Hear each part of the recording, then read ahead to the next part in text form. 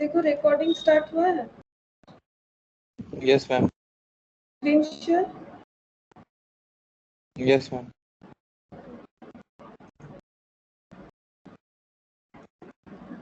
तो देखो मैंने ये वाला पीडीएफ दिया था तुम लोगों को, यहाँ से तो एक भी सम शायद हम लोगों ने नहीं किया था, कि एग्जाम्पल किया था उसमें ही शायद टाइम खत्म हो गया था, और कुछ बायबैक का थ्योरी भी लिखा था हम लोगों ने। तो ये देखो क्वेश्चन नंबर 19 क्या किया है तुम लोगों ने?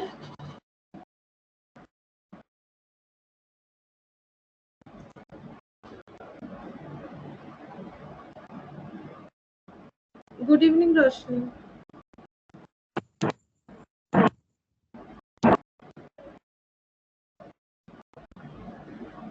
রশনির আওয়াজ কিন্তু আমি পেলাম না, তুমি পাচ্ছ তো আমার আওয়াজ?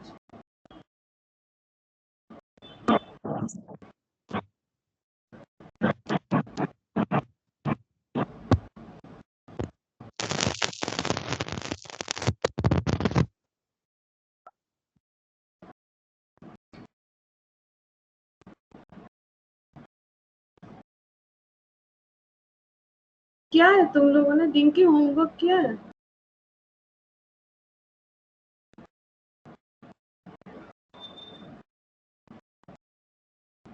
Hello hello. मैम मेरा फर्स्ट क्लास। हाँ शिवम का तो फर्स्ट क्लास है। अभी तबीयत ठीक है शिवम की? यस मैम ठीक है, पर वो बीच बीच में होता रहता है। ख्याल रखो। मैम वीकनेस बहुत ज्यादा, पता नहीं हूँ, हमेशा सर में दर्द होता ही रहता है, कई बार फीवर हो जाता है। तो डॉक्टर को नहीं दिखाए? चल रहा है ट्रीटमेंट।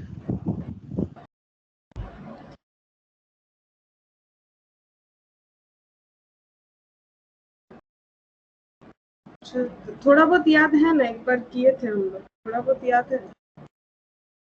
ये सुन देखना पड़ेगा, मतलब किया हुआ है मेरा। ठीक है, थोड़ा ये अभी एक आधा क्वेश्चन करेंगे तो याद आ जाए। ठीक है ma'am. Good evening three. Good evening Roshni, এবার आवाज আসছে। अच्छा ডিঙ্কি হোমওয়ার্ক किया था तुमने? रोशनी होमवर्क করেছিলে? ज्योति तो लास्ट क्लास में नहीं थी शायद। हाँ ज्योति तो नहीं थी।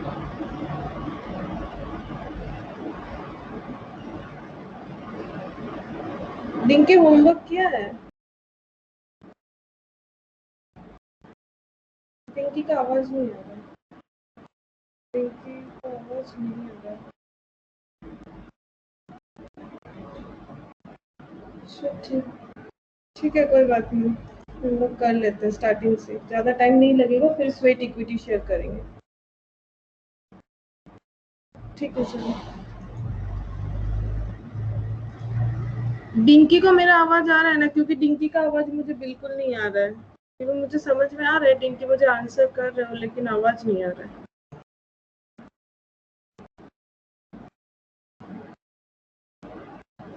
देखो क्वेश्चन देखो, ईसॉप मतलब क्या होता है? ईसॉप मतलब हम एक बार याद दिला देते हैं, एम्प्लॉय स्टॉक ऑप्शन प्लान।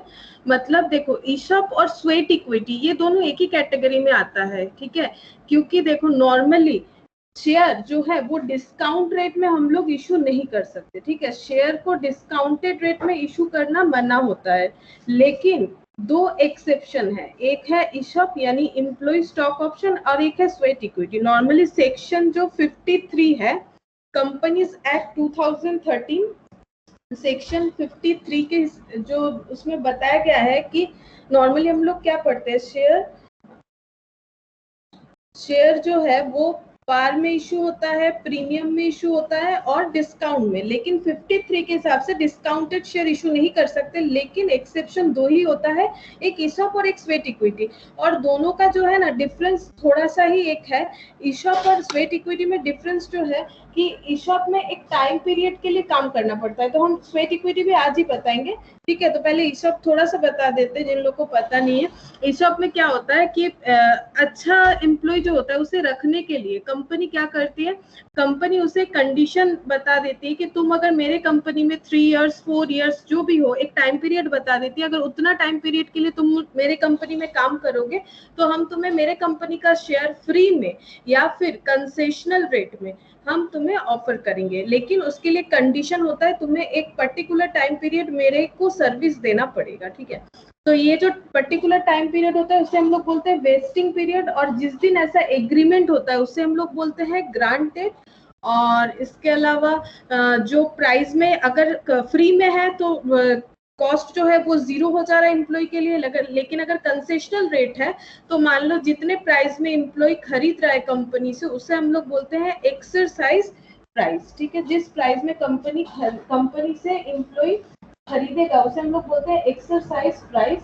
और एक्सरसाइज पीरियड भी होता है। एक्सरसाइज पीरियड का मतलब होता है कि मान लो 3 इयर्स काम करना है, उसके बाद ही कंपनी तुम्हें जो ऑफर किया है स्टॉक का वो कंपनी तुम्हें देगी, आइदर कंसेशनल रेट में या फिर फ्री ऑफ कॉस्ट में।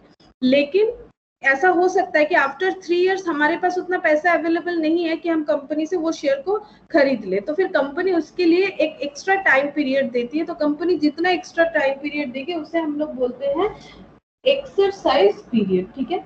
और इसके अलावा होता है नंबर ऑफ ऑप्शंस जो कंपनी एम्प्लॉय को ऑफर करती है, और ऑप्शंस मतलब ही यहाँ पर होता है नंबर ऑफ शेयर्स जो ऑफर किया जाता है कंपनी के तरफ से एम्प्लॉय को। अब देखो फर्स्ट क्वेश्चन क्या है। फर्स्ट क्वेश्चन है X limited offered 15,000 ESOPs to its employees on 1 अप्रैल 2001। 1 अप्रैल 2001 में कंपनी ने क्या किया है, 15,000 का ईशॉप मतलब employee stock option plan offer किया है। कितने लोगों को ये यहाँ पर नहीं बताया है। एक्सरसाइजेबल ऑन 31 मार्च 2004, जिसे एक्सरसाइज करना पड़ेगा 31 मार्च 2004, यानी जो हम लोगों का कंडीशन है वो कब से स्टार्ट हो रहा है, 1 अप्रैल 2001 से काम करना पड़ेगा, ठीक है। अप टू 31 मार्च 2004 तक काम करना पड़ेगा। On 1 Jan 2002 1000 options were withdrawn from employee X. Employee X से ऑप्शन ड्रॉ कर लिया गया, वो कितना है 1000। On 31 March 2003 2000 options were cancelled due to resignation of employees. और क्या हुआ है 2003 के मार्च में एम्प्लॉय जो है वो खुद ब खुद रिजाइन करके चला गया। मतलब एक कंडीशन तो कंपनी ने दिया था, अगर तुम काम करोगे तो तुम्हें ये हम देंगे, ये ऑफर जो है सैलरी जो मिल रहा है वो तो मिलेगा ही, उसके अलावा मेरे कंपनी का शेयर जो है तो वो तुम्हें कंसेशनल रेट में, यहाँ पर देखते हैं क्या रेट है उसमें मिल जाएगा। लेकिन एक एम्प्लॉय छोड़ के चला गया। अब हो सकता है जैसे कंपनी ने एक से अपना ऑफर हटा लिया वैसे एक एम्प्लॉय खुद ब खुद छोड़ के चला गया। Rest of the options were available by employees on due date. और बाकी जो ऑप्शन है बाकी जितने ऑप्शंस बचे, ठीक है, वो बाकी एम्प्लॉइज के लिए है। मार्केट प्राइस ऑन 1/4/2001, जो मार्केट प्राइस है जिस दिन 1/4/2001 मतलब जो ग्रांट डेट है, मतलब जिस दिन एग्रीमेंट हुआ था उसे ग्रांट डेट बोलते हैं, उस दिन मार्केट प्राइस जो था वो इक्विटी शेयर का था 40 और ये शेयर जो है उसका फेस वैल्यू है 10। However, market price on 31st March 2004 is 80 per share। मैंने एक नोट लिखवाया भी था, मार्केट प्राइस हम लोगों को हमेशा देखना है सिर्फ और सिर्फ ग्रांट डेट वाला, बाकी मार्केट प्राइस से कोई भी लेना देना नहीं है। बाकी मार्केट प्राइस से हमारा कोई भी लेना देना नहीं है, सिर्फ हम लोग को ये देखना है जिस दिन एग्रीमेंट हो रहा है उस दिन का मार्केट प्राइस क्या है, उसी के ऊपर हम लोग लॉस को रिकॉर्ड करेंगे। अब ये लॉस क्यों हो रहा है, क्योंकि अगर हम लोग कंपनी के एम्प्लॉइज को फ्री ऑफ कॉस्ट में दे रहा है या फिर कंसेशनल रेट में अगर शेयर देंगे तो उसमें लॉस तो है, क्योंकि अगर वो उनको ऑफर ना करके किसी मतलब पब्लिक को ऑफर करते तो हम लोग को पूरा पैसा मिल जाता है। तो जितना नहीं मिल रहा है या फिर जो कुछ भी नहीं मिल रहा है, फ्री में होगा तो कुछ भी नहीं मिलेगा, और थोड़ा बहुत मिल रहा है मतलब कंसेशनल रेट हो रहा है तो कुछ ना कुछ तो लॉस है। तो हम लोग को करना क्या है, लॉस को रिकॉर्ड करना है। अब लॉस तो 3 साल का लॉस हो जाएगा, बिकॉज यहाँ पर देखो 3 इयर्स काम करना पड़ रहा है, 2001 से 2002, 2002 to 2003 एंड 2003 से 2004।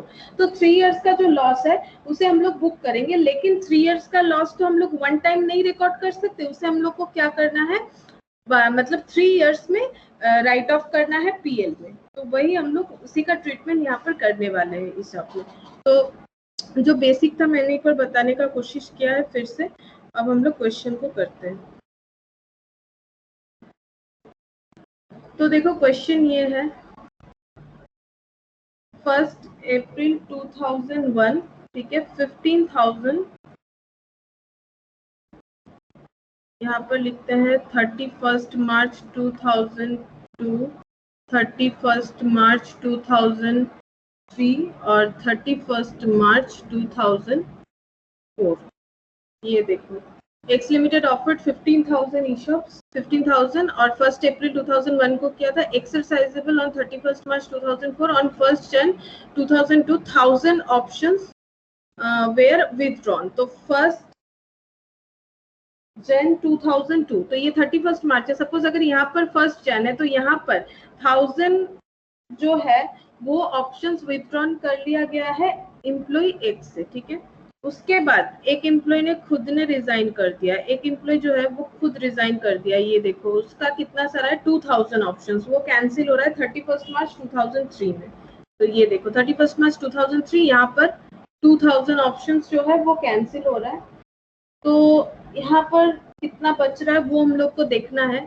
15,000 में से 1000 चला गया तो बचा कितना 14,000। ये देखो फर्स्ट ईयर में 14,000, फिर 14,000 से 2,000 लेस हो जाएगा तो 12,000, और उसके बाद कुछ भी कैंसिल नहीं हुआ है तो यहाँ पर 12,000 बचेगा। एट लास्ट 12,000 बचेगा। अब हम लोग को करना क्या है, लॉस रिकॉर्ड करना। अब लॉस किस तरह से रिकॉर्ड करेंगे, जिस दिन एग्रीमेंट हुआ था उस दिन का मार्केट प्राइस था 40, ये देखो क्वेश्चन में दिया हुआ है 40, ये देखो 14/2001 मार्केट प्राइस था 40 रुपीज। उसके बाद एक्सरसाइज वैल्यू मतलब एक्सरसाइज प्राइस, एक्सरसाइज प्राइस मतलब जिस प्राइस में कंपनी ने बोला है एम्प्लॉय को खरीदने के लिए। अब कंपनी ने एम्प्लॉय को कितने में खरीदने के लिए बोला है, देखो कुछ नहीं बताया है, यानी जीरो रेट, ठीक है, कुछ नहीं बताया मतलब एक्सरसाइज प्राइस जीरो, ठीक है। एक्सरसाइज प्राइस जो है वो जीरो मतलब कुछ नहीं देना पड़ेगा, फ्री ऑफ कॉस्ट हो रहा है। और यहाँ पर देखो, और जिस दिन मार्केट प्राइस 31 मार्च 2004, यहाँ पर मार्केट प्राइस है 80, इसका तो कुछ काम अभी नहीं है, मतलब लॉस रिकॉर्ड करने के लिए नहीं है फिलहाल, तो इसका मार्केट प्राइस हो रहा है 80। तो फिर से एक बार क्वेश्चन देख लो, 1/4/2001 को एग्रीमेंट हुआ था, ये डेट को बोलते हैं ग्रांट डेट, ठीक है, ये डेट हो गया ग्रांट डेट। और इस दिन क्या हुआ है, कंपनी ने अपने एम्प्लॉय को ऑफर किया है 15,000 शेयर्स का, ठीक है, और मार्केट प्राइस उस डेट पे था 40, और एम्प्लॉय को बोला है कि अगर कोई 3 इयर्स मेरे कंपनी में काम कर रहा है तो कंसेशनल नहीं मतलब बिल्कुल फ्री में एक्सरसाइज वैल्यू या फिर एक्सरसाइज प्राइस है जीरो, कुछ नहीं बोला है, तो फ्री ऑफ कॉस्ट में आप लोगों को शेयर मिल जाएगा। लेकिन क्या हुआ कि 3 साल में कुछ एम्प्लॉय छोड़ के चले गए, मतलब जितना ऑप्शन अवेलेबल था वो कम हो जा रहा है, क्योंकि किसी से ऑप्शन विथड्रॉन कर लिया गया है और किसी को ऑप्शन मतलब वो रिजाइन करके चला गया। अब हम लोग को यहाँ पर ये देखना है सबसे पहले कि इंट्रिंसिक वैल्यू क्या है। इंट्रिंसिक वैल्यू मतलब market price minus exercise value. Intrinsic value का मतलब हो रहा है लॉस। तो देखो कंपनी ये 40 रुपीज वाला जो शेयर है वो फ्री में देगी बोल रही है, तो कंपनी का लॉस कितना है 40 रुपीज, और इसी को बोला जाता है इंट्रिंसिक वैल्यू। ये मैंने नोट लिखवाया था। इंट्रिंसिक वैल्यू मतलब market price minus exercise price, और मार्केट प्राइस कौन से दिन वाला, जिस दिन कंपनी एग्रीमेंट कर रही है कि हम ई-शॉप ऑफर करने वाले हैं अपने एम्प्लॉयज। अब इसका एक्सपेंस ही हम लोग को रिकॉर्ड करना है, तो एक्सपेंस किस तरह से रिकॉर्ड करेंगे देखो।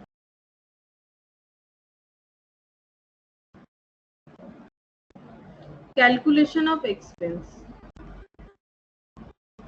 तो किस तरह से होगा, फर्स्ट ईयर के लिए देखो इस तरह से होगा। इसका मैंने एक ये भी लिखवाया है, फॉर्मूला भी लिखवाया है, अभी बिना फॉर्मूला की समझ लेते हैं। देखो क्या हो रहा है कि फर्स्ट जो हो रहा है, फर्स्ट ईयर जब हम लोग बुक करेंगे, ये जो लॉस है फर्स्ट ईयर जब हम लोग बुक कर रहे हैं तब देखो क्या हो रहा है, यहाँ से यहाँ तक का।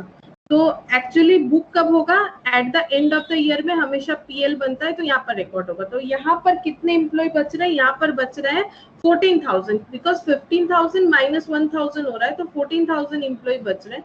तो 14,000 ऑप्शंस बच रहा है। तो 14,000 ऑप्शंस, और ऑप्शंस कितने एम्प्लॉय को दिया जा रहा है वो कुछ नहीं बताया, तो सिर्फ ऑप्शन बताया है।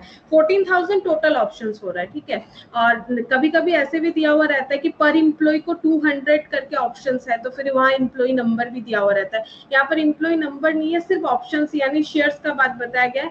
15,000 शेयर ऑफर चल रहा था, जबकि वो 1000 कम होके हो गया है 14,000। तो 14,000 इनटू यहाँ पर हम लोग को रखना है इंट्रिंसिक वैल्यू, ठीक है। तो इंट्रिंसिक वैल्यू हो गया 40 यानी लॉस रिकॉर्ड कर रहे हैं। एक शेयर पे 40 रुपीज, तो 14,000 शेयर्स पे कितना लॉस होगा। और डिवाइडेड बाय हमेशा होना चाहिए वेस्टेड पीरियड। वेस्टेड पीरियड मतलब जितना दिन का कंडीशन है, ठीक है, क्योंकि ये जो 14,000 इंटू 40 है ना, 14,000 इंटू 40 जो है ये पूरे 3 इयर्स का लॉस है। तो डिवाइडेड बाय 3 करेंगे तो पर ईयर का आ जाएगा, तो फर्स्ट ईयर का लॉस कितना होगा, इस तरह से कैलकुलेट करना पड़ता है। 14,000 जो नंबर ऑफ शेयर्स है, एक शेयर्स पे 40 रुपीज का लॉस, तो 14,000 शेयर्स पे कितना लॉस होगा, 14,000 इंटू 40। तो ये तो 14,000 जब हम लोग कैलकुलेट करें, ये तो पूरा यहाँ तक का कवर हो रहा है ना, क्योंकि इसके बाद जो कम हो रहा है वो तो बाद में कैलकुलेट होगा। तो ये 14,000 तो पूरा यहाँ तक का है 14,000, बिकॉज 15,000 तो अप टू 31 मार्च 2004 तक ऑफर में था। तो जब यहाँ पर हम लोग कैलकुलेट कर रहे हैं तो बाकी ईयर्स तो अभी भी बचा हुआ है। डिवाइडेड बाय हमेशा होता है वेस्टेड पीरियड। तो वेस्टेड पीरियड मतलब कंडीशन जितना दिन काम करना है, तो डिवाइडेड बाय 3, बिकॉज 3 इयर्स काम करना है। और ये पर ईयर का आ जाएगा, डिवाइडेड बाय 3 करेंगे तो मुझे फर्स्ट ईयर का चाहिए, तो इंटू 1 माइनस हो जाएगा कोई भी ऐसा एक्सपेंस, ईशॉप का कोई भी ऐसा एक्सपेंस जो हम लोगों ने पहले रिकॉर्ड किया हो इससे पहले। तो इससे पहले ईशॉप का कुछ हम लोगों को नहीं पता है, यहाँ पर ईशॉप का कुछ भी हम लोग को एक्सपेंस वगैरह नहीं पता है, ऐसा कुछ भी नहीं पता है। तो ये हो जाएगा -0। तो यहाँ पर देखो कितना रिकॉर्ड हो रहा है, 14,000 इंटू 40 डिवाइडेड बाई 3, तो 18,666 1,86,666 ये फर्स्ट ईयर का एक्सपेंस रिकॉर्ड हुआ। अब हम लोग बाकी सारा इसी तरह से कैलकुलेट करेंगे। Calculate expense of first year, ये हो गया फर्स्ट ईयर। ऐसा 3 इयर्स होगा क्योंकि हर ईयर के एंड में रिकॉर्ड करना है। तो ये यहाँ पर रिकॉर्ड हो गया, अब यहाँ और यहाँ रिकॉर्ड करने वाले, अब यहाँ पर रिकॉर्ड करेंगे। तो यहाँ पर कितना एम्प्लॉइज था, यहाँ सॉरी कितना स्टॉक ऑप्शंस बचा था, 14,000। अब 2,000 यहाँ से कम हो जाएगा क्योंकि 2,000 एक एम्प्लॉय जिसका 2,000 मतलब जिसको ऑफर किया गया था वो रिजाइन कर चुका है। तो यहाँ पर बच रहा है 12,000। अब 12,000 शेयर्स पे हम लोगों को रिकॉर्ड करना है। तो 12,000 शेयर्स पे किस तरह से रिकॉर्ड होगा, सिमिलरली होगा। देखो 12,000 शेयर्स पे पर शेयर्स पे 40 रुपीज करके कितना इनटू सेकेंड ईयर का, इसीलिए 2 डिवाइडेड बाय 3। तो माइनस करना पड़ेगा। क्या इसके पहले हम लोगों ने ऐसा कोई भी एक्सपेंस रिकॉर्ड किया है? हाँ किया है, ये वाला देखो इसके पहले किया है हम लोगों ने।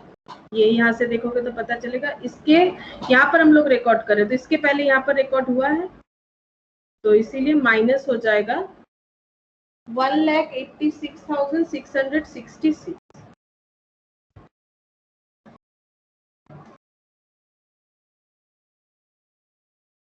3,20,000 minus 1,86,666,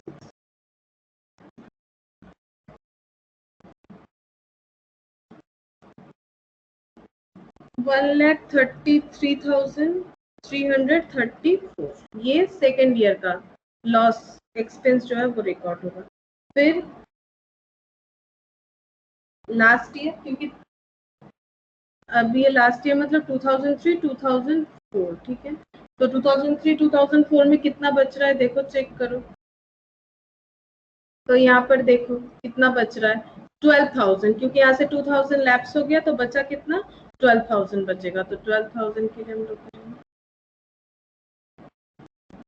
12,000 ही बच रहा है, बिकॉज कुछ भी लैप्स नहीं हो रहा है। 12,000 इसी यहाँ पर भी 12,000 ही बचा है, इसके साथ कंफ्यूज मत हो जाओ। ये 12,000 बचा, अब कुछ लैप्स वगैरह नहीं हो रहा है तो 12,000 ऑप्शंस जो है पूरे एक्सरसाइज हो जाएंगे। मतलब 12,000 शेयर्स जो है वो मतलब फ्री ऑफ कॉस्ट में देना पड़ेगा। और लॉस कितना हो रहा है, 40 करके पर शेयर पे इंटू 3 डिवाइडेड बाई 3। माइनस करना पड़ेगा ऐसा कोई एक्सपेंस जो ऑलरेडी रिकॉर्डेड है। तो एक्सपेंस ऑलरेडी रिकॉर्डेड तो दो बार है, एक है 1,86,666 2 इयर्स का है, और एक है 1,33,333। तो ऐड करके देख लो, 1,33,333 ये 4 है शायद। मैम हाँ बताओ। जब हम लोग एक्सपेंस कैलकुलेट कर रहे हैं ना ये 3rd ईयर पे, हाँ तो उधर पे मार्केट प्राइस 80 है, तो हम लोग 40 पे इंट्रिंसिक वैल्यू पे ही कर हाँ, देंगे। इंट्रिंसिक वैल्यू पे ही करना है, बिकॉज मार्केट वैल्यू ये उस डेट पे हो रहा है जिस दिन वो लोग एक्सरसाइज कर रहे हैं, लेकिन कंपनी अपना लॉस उस हिसाब से रिकॉर्ड करेगी जिस हिसाब से एग्रीमेंट हुआ था। इसीलिए हम लोग को मार्केट प्राइस सिर्फ और सिर्फ ग्रांट डेट का ही देखना है, और इंट्रिंसिक वैल्यू उसी पे कैलकुलेट होगा जो कि फिक्स्ड रहेगा। ठीक है, ये मार्केट प्राइस तो बाद में हुआ है आफ्टर 3 इयर्स, लेकिन वो तो किसी को पता नहीं था कितना होगा। कंपनी लॉस उसी दिन रिकॉर्ड करेगी जिस दिन एग्रीमेंट होगा, उस डेट पे मार्केट प्राइस जो चल रहा था और कंपनी ने एम्प्लॉय को जितने में ऑफर दिया उसका जो गैप है उसी को हम लोग लॉस मानेंगे, दैट इज इंट्रिंसिक वैल्यू, ये वाला नहीं मानेंगे। Okay ma'am. ठीक है, तो यहाँ पर देखो कितना हो रहा है, ये हो रहा है 4 लाख, 16,000 हाँ सॉरी 1,60,000 है 1,60,000, 1,60,000।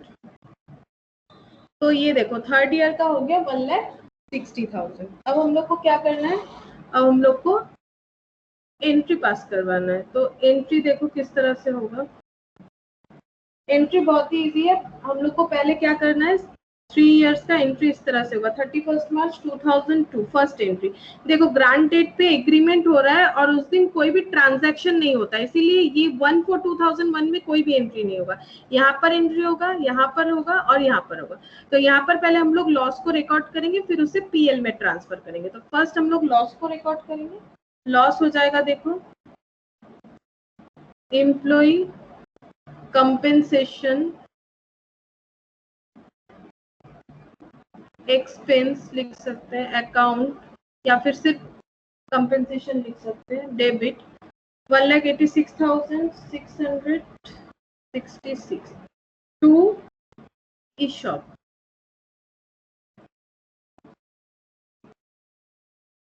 being expense recorded। और उसके बाद ये ट्रांसफर हो जाएगा पीएल में सेम डेट पे। तो पीएल में जब ट्रांसफर होता है तो एंट्री होता है statement of PL account debit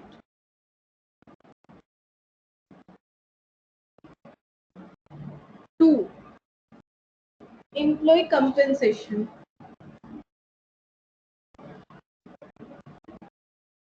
1,86,666 being expense transfer to PL। अब यही वाला एंट्री सेम ऐसा ही सिर्फ दो अलग अलग अमाउंट से 31 मार्च 2003 एंड 31 मार्च 2004 को हो जाएगा। तो ऐसा ही सेम एंट्री 31 मार्च 2003 एंड 31 मार्च 2004 में हो जाएगा। तो ये देखो सेम एंट्री है। एम्प्लॉय, हम अब इसको शॉर्ट कर देते हैं, compensation account debit to ESOP, same entry होगा, सिर्फ अमाउंट 1,33,334, 1,33,334। नरेशन ऑन नहीं लिख रहे हैं हम, एक दिखा दिए, सेम वैसा ही नरेशन हम लोग को लिखना है। उसके बाद SPL लिख देते हैं, statement of PL account debit to employee compensation 1,33,334, 1,33,334 और लास्ट 31 मार्च 2004। तो उसमें हो जाएगा एम्प्लॉय कंपेंसेशन टू ESOP, इसका अमाउंट हो रहा है 1,60,000। ये हम लोग जस्ट रिकॉर्ड कर रहे हैं अपना एक्सपेंस। और फिर से 31 मार्च 2004 में से ट्रांसफर करना है SPL to employee compensation 1,60,000। Same entry लिखना है। तुम लोग जगह भी छोड़ सकते हो, अगर नहीं कंप्लीट कर पा रहे हो तो जगह छोड़ दो, सिर्फ डेट तो तुम लोग को ध्यान में रखना है और अमाउंट ध्यान रखना है। अब हम लोग क्या करेंगे, अब देखो यहाँ पर हम लोग को क्या करना है, 31 मार्च 2004 में ये 12,000 ऑप्शंस जो है वो एक्सरसाइज होने वाला है। तो 12,000 ऑप्शंस जो है एक्सरसाइज होने वाला है, यानी 12,000 शेयर्स कंपनी को देना पड़ेगा, क्योंकि कंपनी ने बोला था कि ईशॉप में एज ए ईशॉप ये शेयर कंपनी देने वाली है। तो एंट्री हो जाएगा employee stock option account debit to equity share capital, to equity share capital, जैसे बैंक अकाउंट डेबिट होता है, टू सिक्योरिटीज प्रीमियम रिजर्व। अब 10 रुपीज से ज्यादा है तो सिक्योरिटीज प्रीमियम तो आएगा ही। अब कितना शेयर जो है एक्सरसाइज हो रहा है, 12,000 शेयर्स इनटू जो मार्केट प्राइस है वो कितना है, मार्केट प्राइस देखो जो है कितने पे इन लोगों का डील हुआ था, इसी से लेना देना है, सिर्फ और सिर्फ इसी से। तो यहाँ पर देखो कितना है, 40 रुपीज। तो 40, ये सॉरी ये वाला 40, एक्चुअली ये वाला मार्केट प्राइस, ये वाला 40, तो इंटू 40। और कैपिटल में हमेशा 10 रुपीज जाता है क्योंकि ये इक्विटी शेयर है, तो 1,20,000। और सिक्योरिटीज प्रीमियम में जाएगा 12,000 इंटू 30, बिकॉज 10 रुपीज से जितना भी ज्यादा है वही होगा सिक्योरिटीज प्रीमियम। तो ये हो गया 3,60,000 बीइंग शेयर्स अलॉटेड। ये शेयर्स जो है ये अलॉट होते हैं।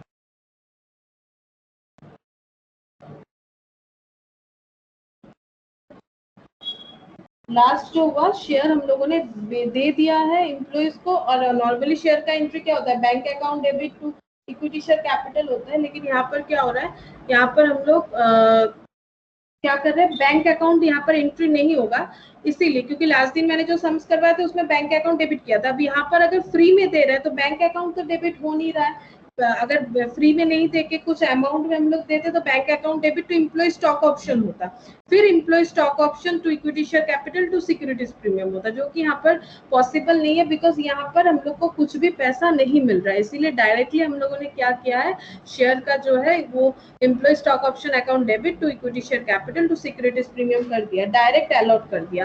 और अगर कुछ कंसेशनल रेट मिलता तो अमाउंट रिसिप्ट के बाद हम लोग अलॉट करते, लेकिन यहाँ पर अमाउंट रिसिप्ट हो नहीं पा रहा है बिकॉज फ्री ऑफ कॉस्ट में है, इसीलिए डायरेक्टली हम लोग क्या कर रहे हैं, शेयर को अलॉट कर दिया।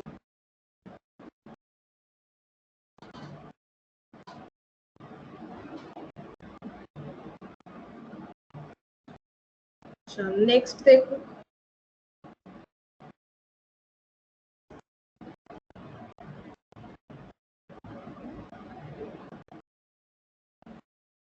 A company grant 500 options on 1/4/1999 at 40 when market price is 160। Company, अब देखो कंपनी बोल रही है कि 40 रुपीज में जो है ऑप्शंस दे रही है, मतलब ऑप्शंस मतलब ई शॉप एम्प्लॉय स्टॉक ऑप्शंस दे रही है एट द रेट ऑफ 40, मतलब कंसेशनल रेट में, कोई फ्री ऑफ कॉस्ट में नहीं दे रही है, 40 रुपीज में दे रही है। जिस डेट में ये ऑफर कंपनी ने निकाला है उस डेट पे मार्केट प्राइस था 160, तो यही काम में आने वाला है, बाकी और कोई भी मार्केट प्राइस से कोई भी लेना देना नहीं है।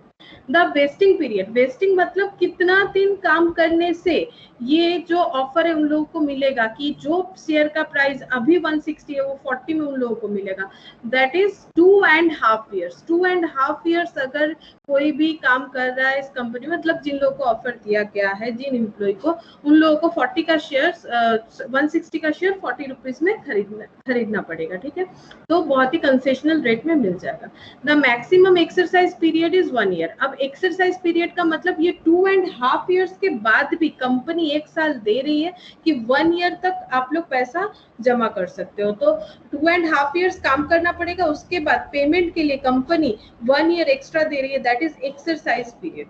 Also 150 unvested options lapsed on 1/5/2001। unvested मतलब जो options किसी ने exercise नहीं किया है, ऐसा है 150 options, ठीक है, जो lapse हो जा रहा है 1/5/2001। 300 options are exercised on 30th June 2002। 300 options जो है वो 30 जून 2002 को एक्सरसाइज हुए and 50 vested options left at the end of the exercise period. और उसके बाद एक्सरसाइज पीरियड खत्म होने के बाद जो 1 ईयर का था, उसके बाद क्या हुआ है, 50 जो ऑप्शंस है वो लैप्स्ड हो गए और हम लोग को बोला गया है कि जर्नलाइज, मतलब जर्नल एंट्री पास करना।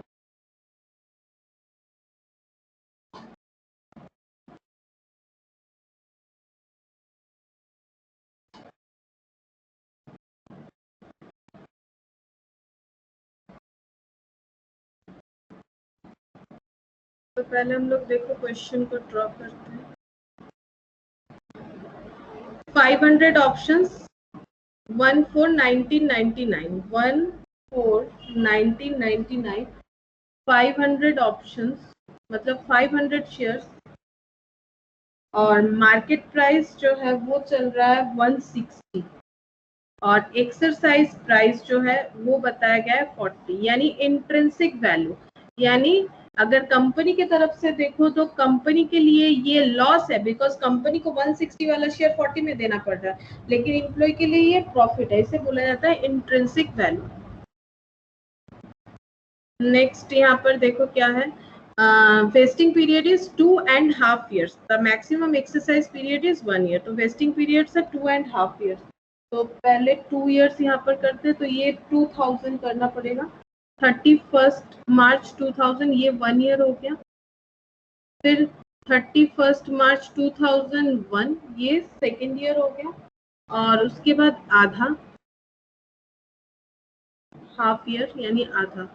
अगर यहाँ पर हम लोग लिखते हैं 31 मार्च 2002 तो ये आधा यानी सितंबर होना चाहिए, 30 सितंबर 2001 ये। तो वेस्टिंग पीरियड ये है टोटल यहाँ तक। Also 150 unvested option lapsed on 1/5/2001, तो 1/5/2001 में 150 1/5/2001 तो मार्च अप्रैल मई, तो यहाँ पर ठीक है, यहाँ पर 1/5 आ सकता है मार्च और सितंबर के अंदर ही आ सकता है 1/5/2001। यहाँ पर लैप्स हो गया है 150 ऑप्शंस, यहाँ पर लैप्स हो गया है 150 ऑप्शंस।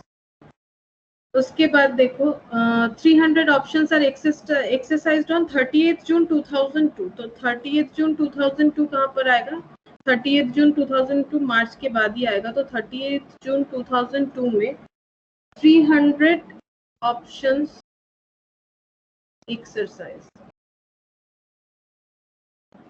300 और 50 vested options lapsed at the end of the exercise period. Exercise period के एंड में 50 ऑप्शंस जो है वो लैप्स हो गए, तो एक्सरसाइज पीरियड जो एंड होगा वो हो रहा है यहाँ पर हम लोग का 2.5 years, तो उसके बाद 1 year का टाइम दिया गया था, तो 30 जून को यही वाला डेट होगा, यहाँ पर लैप्स हो गया है, 1 साल यहीं पर होगा सितंबर से यहाँ पर जून।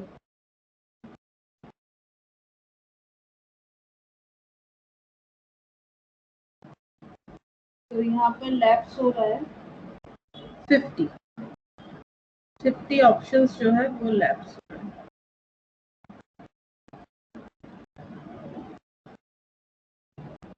अब हम लोग सबसे पहले कैलकुलेशंस करेंगे।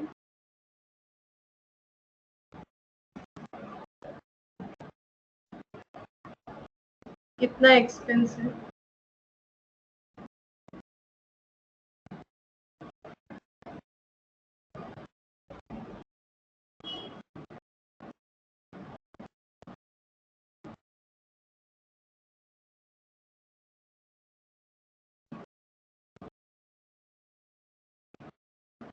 अच्छा तो देखो कितना हो जाएगा, यहाँ पर चेक करते हैं।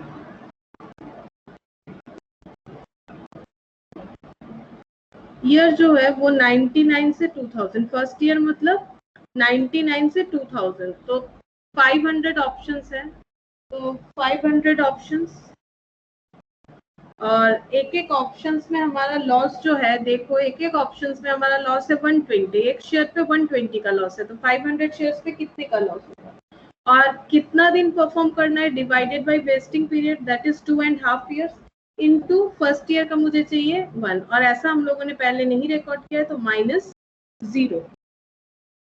एक्सपेंस ऑलरेडी रिकॉग्नाइज्ड कुछ भी नहीं है तो 0 हो जाएगा। तो ये आ रहा है 24,000 फर्स्ट ईयर का। सेकेंड ईयर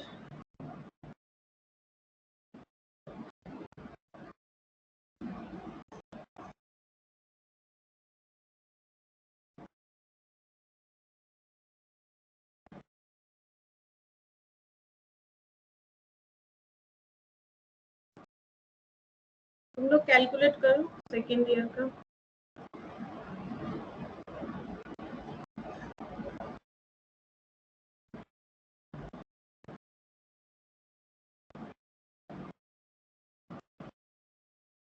सेकेंड ईयर यानी 2000 से 2001 तक।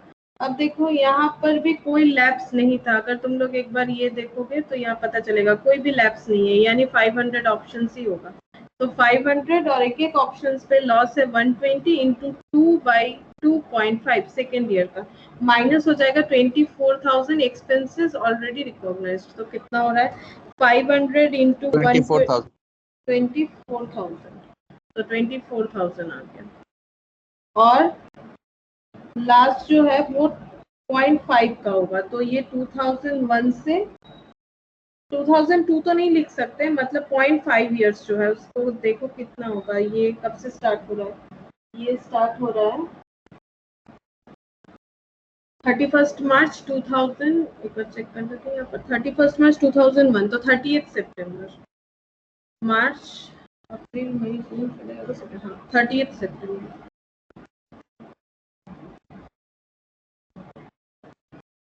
तो कितना हो जाएगा यहाँ पर देखो, यहाँ पर कुछ लैप्स हुआ है कि नहीं चेक करना पड़ेगा। यहाँ पर हुआ है 150 ऑप्शंस जो है वो लैप्स हुआ है। ये देखो 150 ऑप्शंस जो है वो लैप्स हुआ है। तो 500 में से 150 माइनस हो जाएगा, 500 में से 150 माइनस हो जाएगा बिकॉज लैप्स हो गया। तो कितना बचेगा 350। तो 350 इंटू पर शेयर का लॉस 120। तो 350 शेयर्स का लॉस कितना होगा 2.5 divided by 2.5 minus expense already recognise. तो दोनों ही 24,000 है। फर्स्ट ईयर का भी 24,000 है, सेकेंड ईयर का भी 24,000 है। तो देखो कितना होगा, नेगेटिव में आएगा ये वाला 42,000 माइनस 6,000 नेगेटिव। हाँ 42,000 माइनस 48,000। तो ये आ जा रहा है नेगेटिव में 6,000। अब हम लोग इसे रिकॉर्ड करेंगे। मतलब ये एक्सपेंस जो है ये एक्सपेंस नहीं हुआ, नेगेटिव में आया, इसका मतलब ये एक्सपेंस नहीं है, इसमें हम लोगों का कोई लॉस नहीं हुआ है।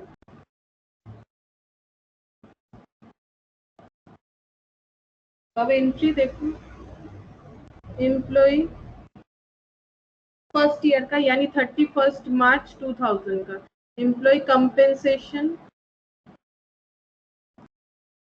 टू ईशॉप 24,000 सेम डेट पे 31 मार्च होगा, 31 मार्च 2000 पे SPL टू एम्प्लॉय कंपेंसेशन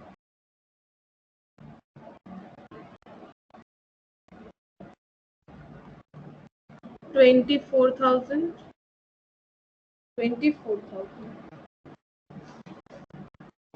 उसके बाद फिर से सेम एंट्री होगा, सिर्फ 2001 का हो जाएगा। यहाँ पर हम कर देते हैं, यहाँ पर देखो इसे 2001 कर देते हैं यहाँ पर, और ये जो अमाउंट है इसे चेंज कर देते हैं, बस सेम एंट्री हो जाएगा। 24,000 से एंट्री कर देंगे।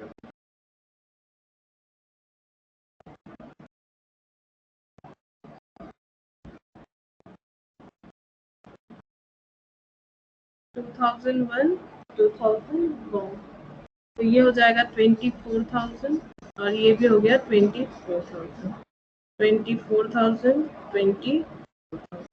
ये हो गया सेकेंड ईयर का। उसके बाद 30 सितंबर को करेंगे जो कि 0.5 मतलब जो 6 मंथ्स का है, क्योंकि 2 and 5 हाँ तो 2 and 5 6 मंथ्स था, 2 years and 6 months। तो यहाँ पर करेंगे तो इसका डेट चेंज करना पड़ेगा, ये चेंज हो जाएगा।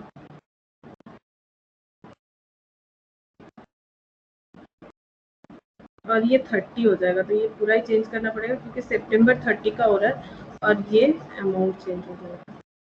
अच्छा, इसमें एंट्री भी चेंज होगा, ये पूरा ही चेंज करना पड़ेगा बिकॉज उसमें लॉस नहीं है, वो नेगेटिव आया है, तो एंट्री जो है वो रिवर्स होगा, लॉस नहीं है इसीलिए रिवर्स होगा, तो ये पूरा ही मुझे रब करना पड़ेगा।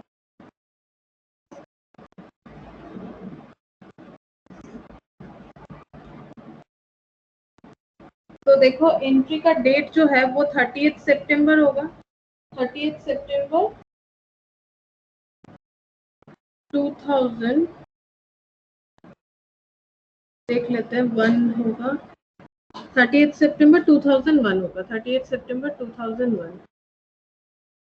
तो 30 सितंबर 2001 में एंट्री हो जाएगा ESOP to employee compensation, ESOP to employee compensation and ESOP account debit reverse entry हो जाएगा। नॉर्मली एम्प्लॉय कंपनसेशन डेबिट होता है क्योंकि वो लॉस होता है, यहाँ पर लॉस नहीं हुआ है तो रिवर्स एंट्री होगा 6000।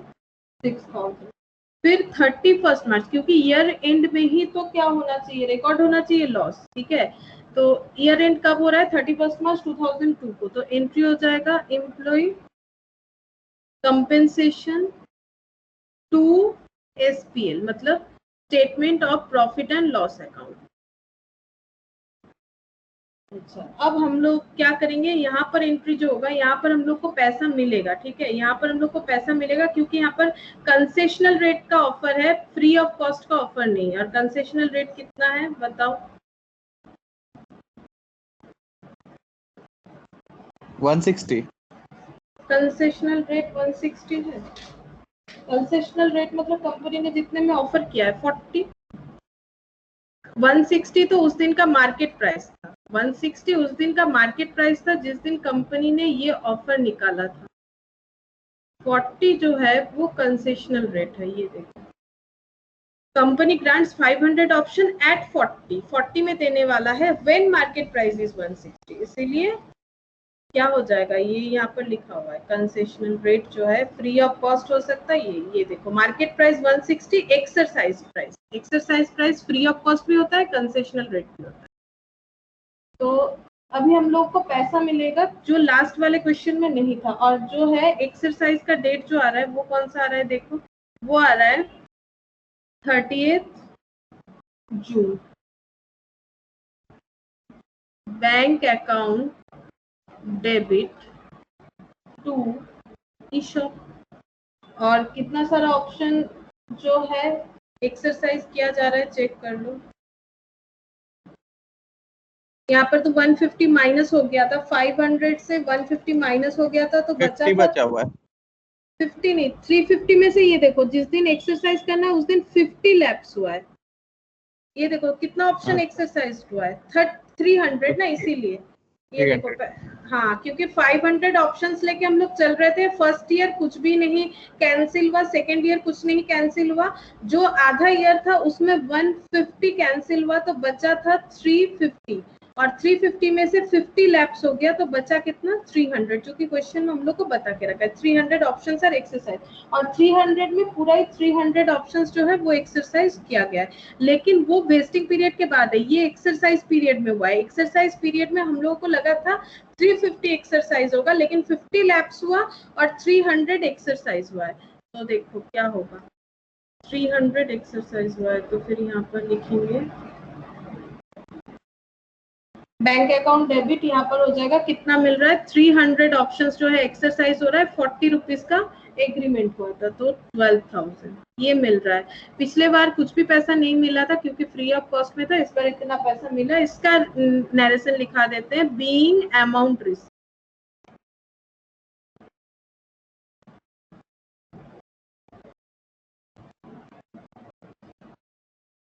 अब फिर से एंट्री करेंगे ESOP, अब इसे ट्रांसफर करेंगे कैपिटल में, to equity share capital to securities premium. अब यहाँ पर कितना जाएगा, यहाँ पर देखो 300 ऑप्शन एक्सरसाइज हो रहा है, यहाँ पर जाएगा मार्केट प्राइस। मार्केट प्राइस हम लोग इसलिए रिकॉर्ड कर रहे हैं क्योंकि ये एक्चुअली 160 वाला शेयर था, तो 300 इंटू 160 यहाँ पर मार्केट प्राइस से होगा।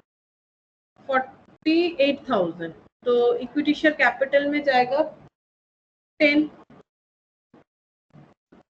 क्योंकि हमेशा क्या होता है इक्विटी शेयर का वैल्यू 10 होता है और यहाँ पर 150 बाकी प्रीमियम हो जाएगा, तो 300 इंटू 150, तो ये हो जाएगा 45,000। ये अलॉटमेंट हो गया, बीइंग शेयर्स अलॉटेड। और देखो जब लास्ट एक्सरसाइज पीरियड आया था, क्योंकि जो लैप्स हुआ है ना वो दो बार लैप्स हुआ है, एक तो वेस्टिंग पीरियड के टाइम जो एंड टाइम है तब लैप्स हुआ था, और एक लैप्स हुआ है एक्सरसाइज पीरियड में, दैट इज 50।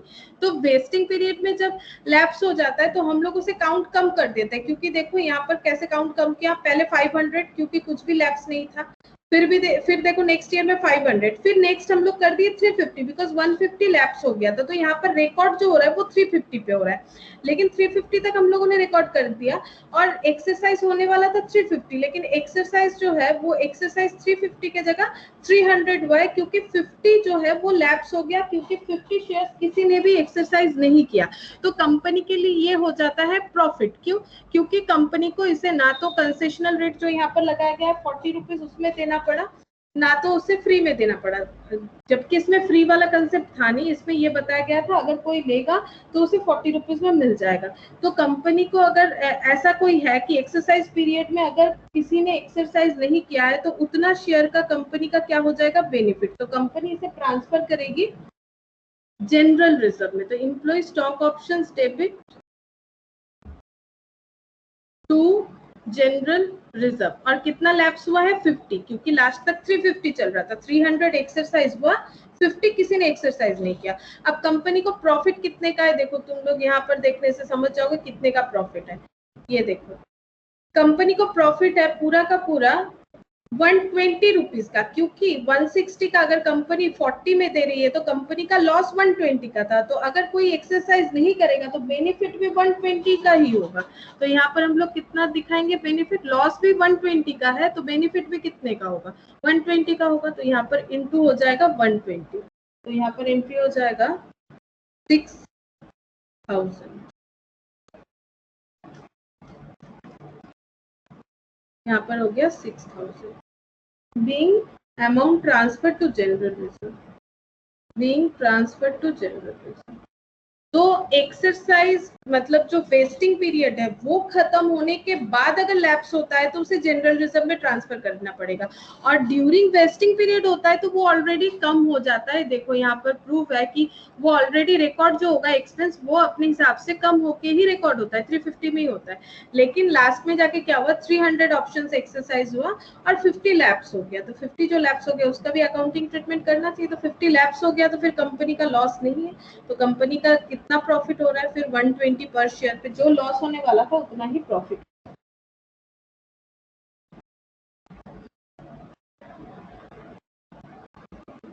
अब क्वेश्चन 21 को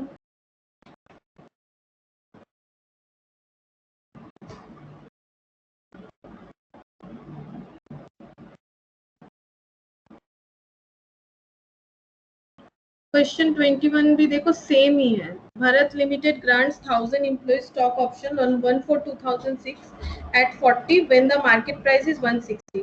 फिर से एक बार समझा देते हैं, ग्रांट मतलब जो है 1000 एम्प्लॉय स्टॉक ऑप्शंस मतलब उन लोगों ने ऑफर किया है 1000 शेयर्स 1/4/2006 में, कितने रुपीस में, 40 रुपीस में, when the market price is 160, same he question है लगभग, 40 रुपीज का है जब मार्केट प्राइस है 160, the vesting period is 2.5 years and the maximum exercise period is 1 year, और एकदम सेम ही है 2.5 year, या यहाँ पर एक्सरसाइज पीरियड जो है वो है 1 year। 300 unvested options lapse on 1/5/2008, 600 options are exercised on 30th June 2009, 100 vested options lapse at the end of the exercise period. सिर्फ जो है नंबर ऑफ शेयर्स जो है वो चेंजेस है, बाकी क्वेश्चन सारे ही सेम है। हम एक काम करते हैं, इसका जो है एक्सपेंस बता देते हैं तो तुम लोग इसे कर पाओगे, एक्सपेंस का कैलकुलेशन दिखा देते हैं।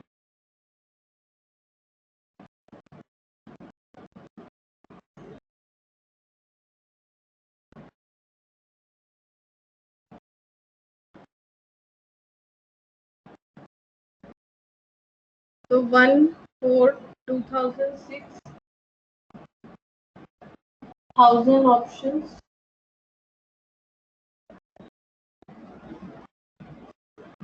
1000 ऑप्शंस, ये ऑप्शंस है 1000 ऑप्शंस और मार्केट प्राइस और एक्सरसाइज प्राइस। मार्केट प्राइस है 160, एक्सरसाइज प्राइस है 40, यानी इंट्रिंसिक वैल्यू हो जाएगा 120।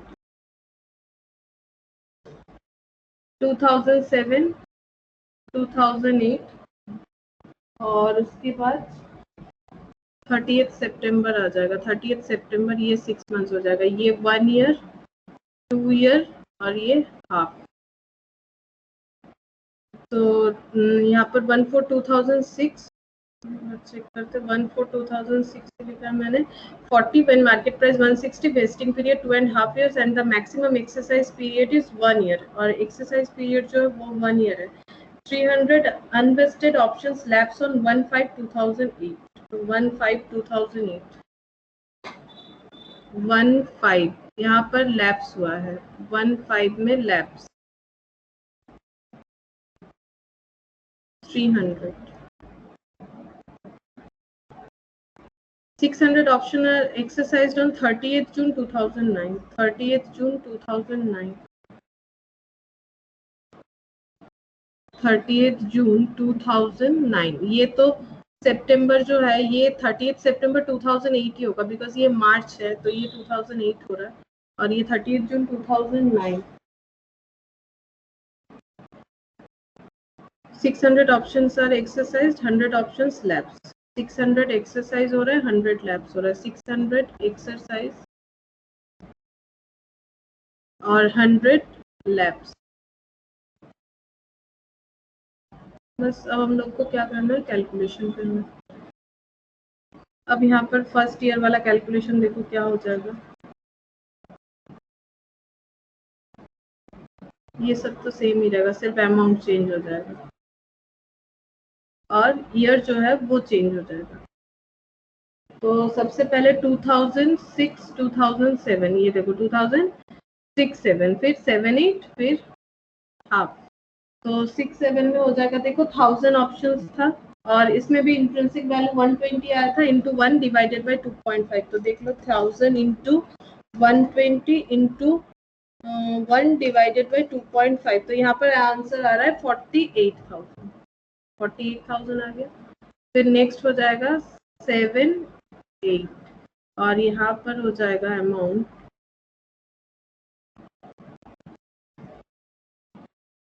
यहाँ पर भी तो कोई चेंजेस नहीं होगा इसलिए 1000 ही रहेगा, और यहाँ पर माइनस जो है वो चेंज हो जाएगा। तो माइनस करके आ जाएगा, 48,000।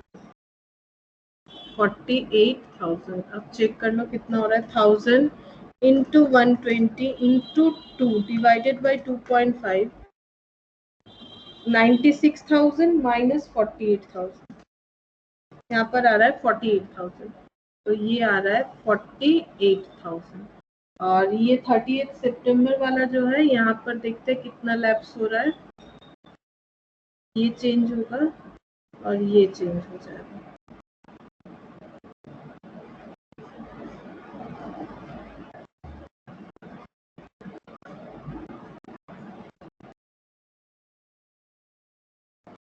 थ्री 300 ऑप्शंस लैप्स हो रहा है, तो 1000 से 300 चला जाएगा तो कितना बचेगा 700। 1000 से 300 चला जाएगा तो बचा 700, और ये टोटल जो है ये हो जाएगा 48 प्लस 48, क्योंकि प्रीवियस ईयर का जो रिकॉर्ड हुआ है एक्सपेंस।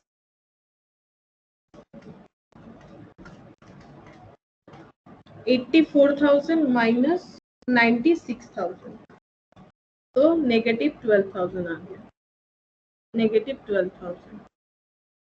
अब रिकॉर्ड करेंगे तो इसका सिर्फ डेट चेंज हो जाएगा, 31 मार्च ये हो जाएगा 2007, ये 2007 हो जाएगा, और यहाँ पर जस्ट अमाउंट चेंज हो जाएगा।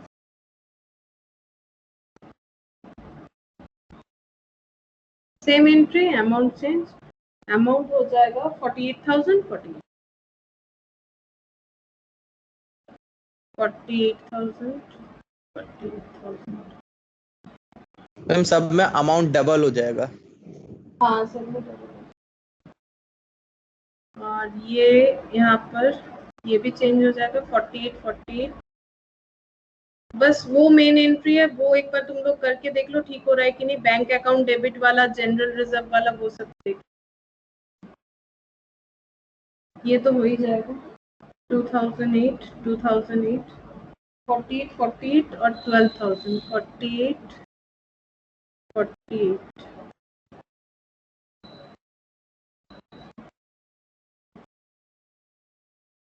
और ये जो है ये रिवर्स हो जा रहा है, इसमें भी नेगेटिव था इसलिए ये रिवर्स एंट्री में हम लोग 12,000 लिखे।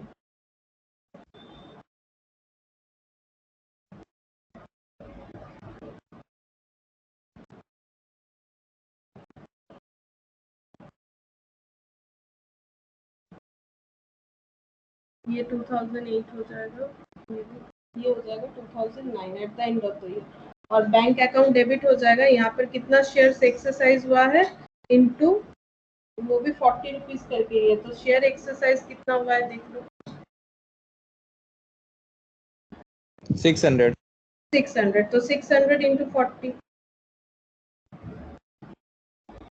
24,000। तो ये हो जाएगा 24,000। और यहाँ पर एंट्री हो जाएगा ई शॉप, ये वाला जो है ये 30 जून 2009, उसका एंट्री हो जाएगा 600 इंटू हो जाएगा 160, ये 300 की जगह 600 हो जाएगा, ये हो जाएगा 96,000। और ये भी 600 और ये भी 600, तो ये हो जाएगा 6,000 और ये हो जाएगा 90,000। सारा अमाउंट डबल हो जाएगा। और यहाँ पर देखो लैप्स कितना हुआ है, लैप्स हुआ है शायद लास्ट में 100 लैप्स हुआ है। दीदी टारगेट एंट्री का देखो। হ্যাঁ দেখো 100 ল্যাপস কোনটা বলো, এইটা এটার আগেরটা। এটার আগে?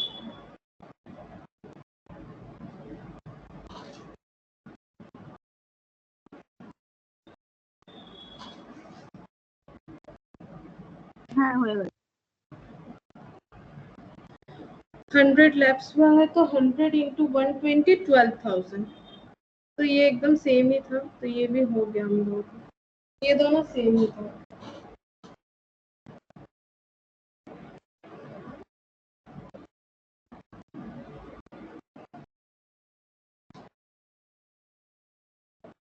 ये था क्वेश्चन 21।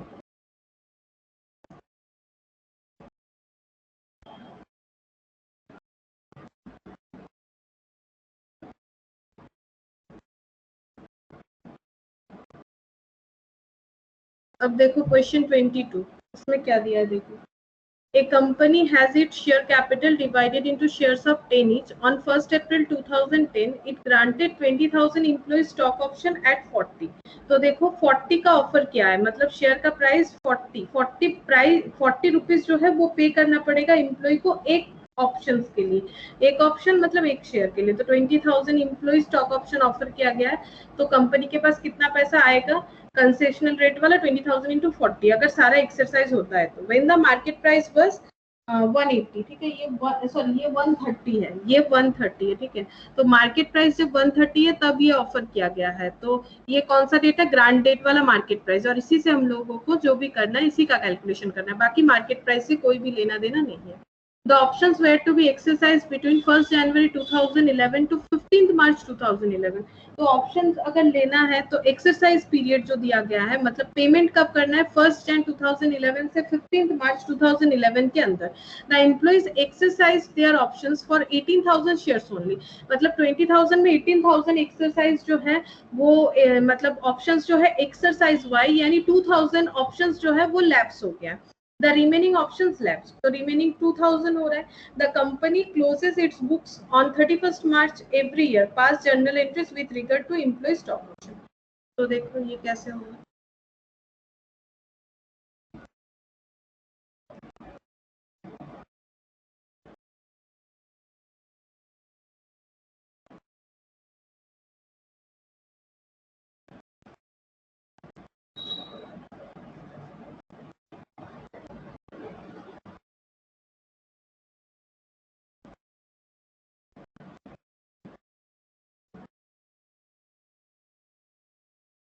तो ये तो और भी इजी है। 1/4/2010 ऑप्शंस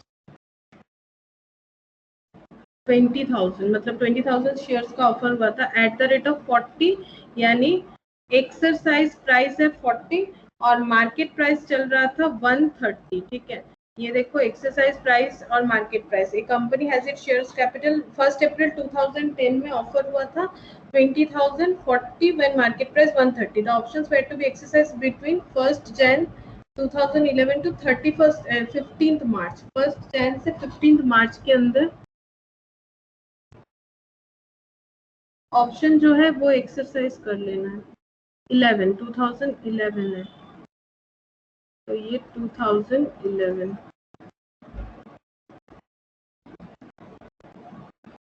तो ये है एक्सरसाइज पीरियड, ये जो है ये है exercise period.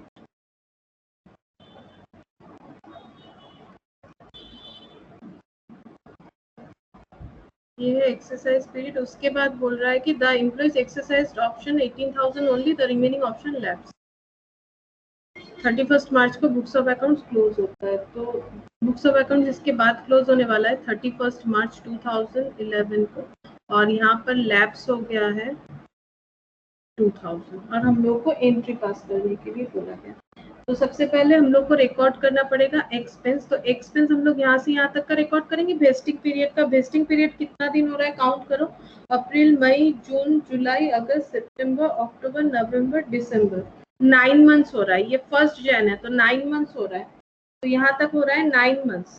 Vesting period 9 months हो रहा है। इस बेसिस पे हम लोग को एक्सपेंस कैलकुलेट करना पड़ेगा। तो यहाँ पर ही कर देते हैं। एक्सपेंस जो है वो हो रहा है, कितना शेयर्स है हम लोगों का, हम लोग का शेयर्स है 20,000 on that movement into loss है कितना 130 मार्केट प्राइस है, एक्सरसाइज प्राइस 40 कंपनी ने बताया, तो कंपनी का पर शेयर पे लॉस है 90 रुपीज का, ये इंट्रिंसिक वैल्यू आ जाएगा। तो into 90 into 9 months by 9 months, और माइनस कुछ नहीं होगा, माइनस एक्सपेंस ऑलरेडी रिकॉग्नाइज्ड 0 है, और यहाँ पर वेस्टिंग पीरियड यहाँ पर हो जाता है डिवाइडेड बाय हो जाता है वेस्टिंग पीरियड, और जितना कवर रहता है ऊपर लिखा जाता है एक्सपायर्ड पीरियड। तो एक्सपायर्ड कितना हुआ है 9 मंथ्स, तो यहाँ पर देखो कितना होगा 9 to 18 लाख हो रहा है। तो 9 मंथ्स बाय 9 मंथ्स हो जाएगा, और आगे तो कुछ नहीं है, बस इस पे हम लोग एंट्री करेंगे। तो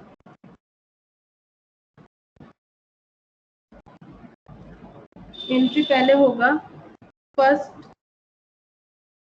Jan 2011, फर्स्ट एंट्री हो जाएगा यहाँ पर 1 Jan 2011, बिकॉज जिस दिन एग्रीमेंट होता है उस दिन कोई भी एंट्री नहीं होता, बिकॉज यहाँ पर कोई ट्रांजैक्शन नहीं होता। अब यहाँ पर हम लोग क्या करेंगे, इस जगह पे हम लोग जो एक्सपेंस है उसे रिकॉर्ड करेंगे। तो एंट्री हो जाएगा employee compensation account debit to ESOP 18 lakh.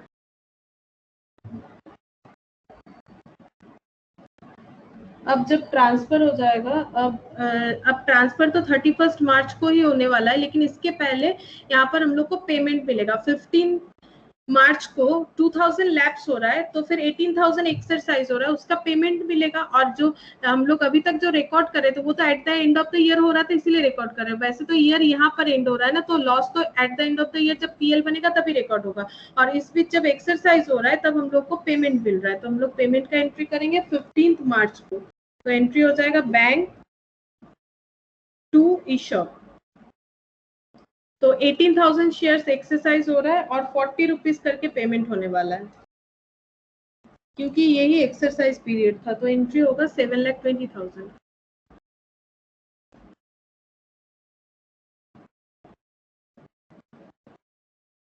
अब नेक्स्ट क्या करेंगे हम लोग, नेक्स्ट इसे ट्रांसफर करेंगे, ट्रांसफर का एंट्री करेंगे सेम डेट पे 15 मार्च में। ESOP to equity share capital to securities premium. तो ईशॉप हो जाएगा, कितना सारा शेयर हो रहा है 18,000, तो 18,000 इंटू 130 मार्केट प्राइस से होता है, 18,000 into 10 और 18,000 into 120 जो सिक्योरिटीज प्रीमियम का वैल्यू होगा, तो 18,000 into 130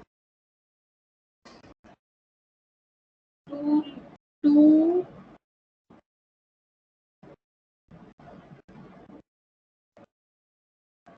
23,40,000 और ये हो जाएगा 18 लाख जाएगा 18,000 into 120 21,60,000 ये हो गया अलॉटमेंट टाइम। और इसके बाद जो एक्सरसाइज नहीं हुआ, जो लैप्स हो गया 2000, उसका हम लोग क्या करेंगे, उसको हम लोग ट्रांसफर करेंगे जनरल रिजर्व में, ईशॉप टू जनरल रिजर्व। तो जनरल रिजर्व में कितना सारा जाएगा, 2000 शेयर्स जो लैप्स हो गया है, और एक एक शेयर पे हम लोगों का जो लॉस हो रहा था कंपनी का वो 90 है, वो बच जाएगा, तो 90 जनरल रिजर्व में ट्रांसफर हो जाएगा, तो इनटू कर देंगे 90।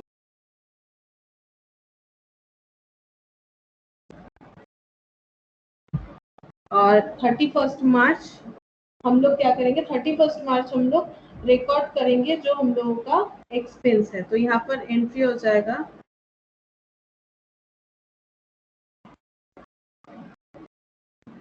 To eShop. तो बता सकते हो कितना होगा लॉस?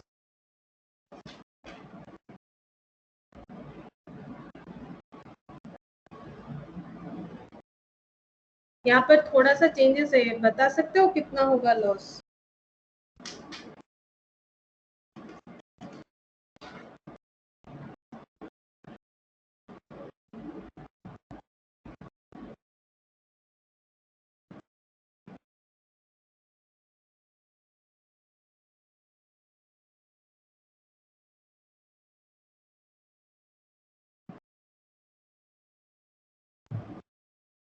लॉस जो रिकॉर्ड होगा वो हो जाएगा 16,20,000 का। वैसा क्यों हम बता रहे हैं?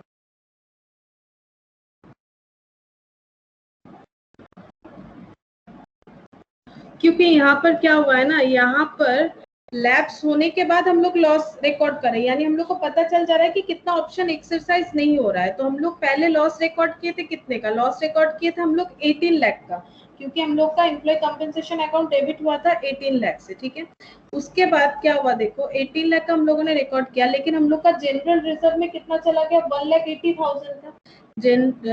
जनरल रिजर्व में कितना चला गया, ये हो जाएगा SPL to employ compensation, employee compensation होगा, सॉरी ये वाला हो जाएगा एम्प्लॉय कंपनसेशन। ईशॉप लिख दिया मैंने।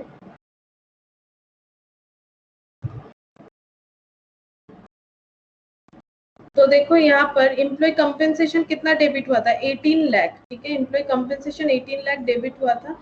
उसके बाद हम लोग का क्या हुआ है, जनरल रिजर्व में 1,18,000 चला गया, हम लोग को पहले ही पता चल गया है क्योंकि मिडिल में हुआ था ये वाला। तो हम लोग को ये पता चल गया हम लोग का लॉस कितना हो रहा है, 60,20,000, क्योंकि यहाँ पर जब हम लोग रिकॉर्ड कर रहे थे, यहाँ पर जब 18 लाख का रिकॉर्ड किया था तो पूरे 20,000 से ही रिकॉर्ड किया था। और उसके बाद लैब्स मिडिल में हम लोग को कुछ पता ही नहीं चला, लैब्स तो eight the end of the year में नहीं होके मिडिल में लैप्स हुआ है, और उसके बाद हम लोग का पीएल बन रहा है। तो हम लोग को जब पता चल गया है तो हम लोग क्या करेंगे, जनरल रिजर्व को वहां एडजस्ट कर देंगे। और अगर ऐसा होता कि ये ईयर एंड होने के बाद, ये ईयर एंड हो रहा है यहाँ पर, इसके बाद अगर लैप्स होता तो उसके बाद हम लोग जनरल रिजर्व में उसे रिकॉर्ड करते, और ऑन दैट डेट तक जितना हम लोग का लॉस होता 31 मार्च 2011 तक, तो वहां तक का एसपीएल जितना होता हम लोग उतना लिखते। लेकिन यहाँ पर क्या हुआ, यहाँ पर कंडीशन देखो थोड़ा चेंज हो गया। यहाँ पर हो रहा है ऐसा कि 9 मंथ्स तक ऑप्शन एक्सरसाइज करने का टाइम था, उसके बाद 9 मंथ्स तक वेस्टिंग पीरियड था, 9 मंथ्स तक वेस्टिंग पीरियड था। उसके बाद एक्सरसाइज पीरियड जो था जैन से लेके 15 मार्च तक, ठीक है, मतलब 2.5 मंथ्स। तो जैन से लेके 15 मार्च तक जो एक्सरसाइज पीरियड था उसमें लैप्स हम लोग को पता चला, उसके बाद लॉस रिकॉर्ड हुआ। इसीलिए हम लोग को यहाँ पर क्या करना पड़ेगा, जनरल रिजर्व से वो वाला जो है हम लोग माइनस कर देंगे। एक्चुअली ये जनरल रिजर्व भी लिख सकते हैं, या फिर इसे हम लोग लिख सकते हैं एम्प्लॉय कंपेंसेशन भी लिखा जाता है। तो अगर एंट्री के साथ देखोगे तो एम्प्लॉय कंपेंसेशन 18 लाख क्या हो गया डेबिट, और एम्प्लॉय कंपेंसेशन यहाँ पर 1,80,000 क्या हो गया है, क्रेडिट। तो 18 लाख माइनस 1,80,000 तो आ जाएगा 16,20,000। ठीक है, तो इस तरह से हम लोग कर सकते हैं। ये एक ऐसा हम लोग सोच सकते हैं, और एक हम लोग चाहे तो इस तरह से सोच सकते हैं कि कैसे आएगा, क्योंकि 18,000 ऑप्शंस जो है लास्ट में एक्सरसाइज हो रहा है, और एक एक पे लॉस है 90 रुपीज का, इंटू 9/9 मंथ्स करके देख लो, और इसमें आ जाएगा डायरेक्टली 16,20,000। इस तरह से माइनस ना करके भी हम लोग देख सकते हैं, तो डायरेक्टली आ जाएगा 16,20,000 जो लॉस हो रहा है, क्योंकि ये पूरे एक ईयर के अंदर हो रहा है। तो इसीलिए हम लोग क्या कर सकते हैं, जनरल रिजर्व को वहां से एडजस्ट कर लेंगे। तो या फिर इस तरह से तुम लोग कर सकते हो। तो पहले रिकॉर्ड हम लोग को इतना ही करना पड़ेगा, जब स्टार्ट हो रहा है तब हम लोग को कुछ भी लैप्स नहीं पता है, तब रिकॉर्ड हम लोग को 18 लाख का ही दिखाना पड़ेगा। लेकिन लास्ट में जब हम लोग जनरल रिजर्व पहले आ जा रहा है, फिर हम लोग पीएल में ट्रांसफर कर रहे हैं, तो फिर हम लोग उसे नेट कर देंगे, यानी एडजस्ट कर देंगे, या फिर ये ऑल्टरनेट यूज कर सकते हैं। अगर माइनस करके नहीं करेंगे तो इस वर्किंग नोट के साथ हम लोग लास्ट वाला एंट्री को कर सकते हैं।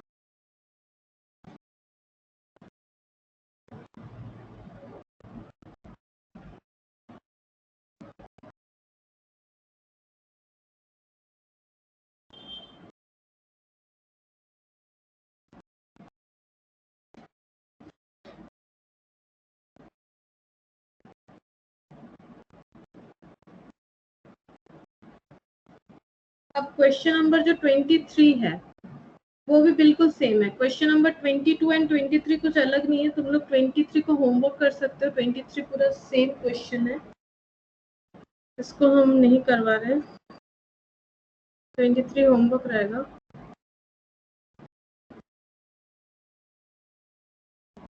25 एंड 27 है।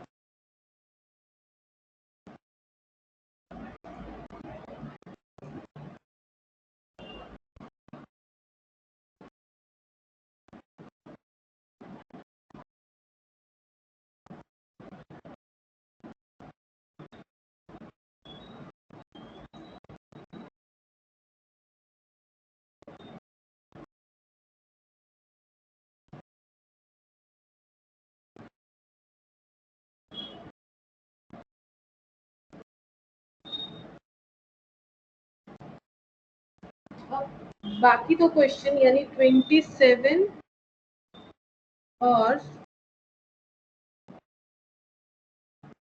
25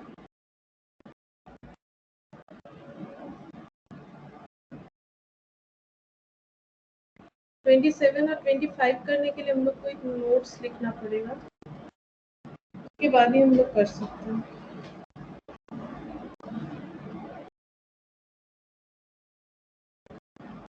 इसमें एक अलग कंसेप्ट आएगा।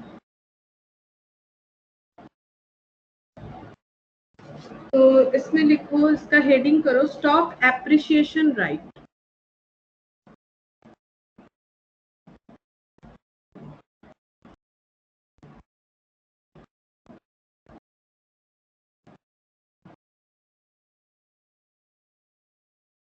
अंडर SAR यानी stock appreciation right, companies don't issue shares but pay in cash for the amount of benefit to employee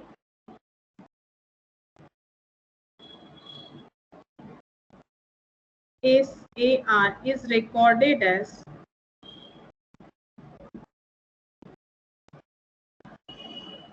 provision for stock appreciation rights account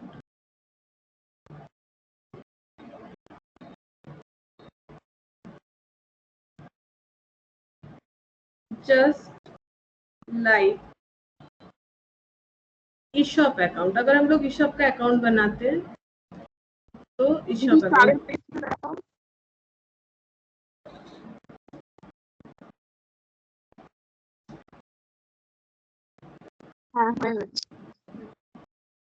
ESOP account calculation of expense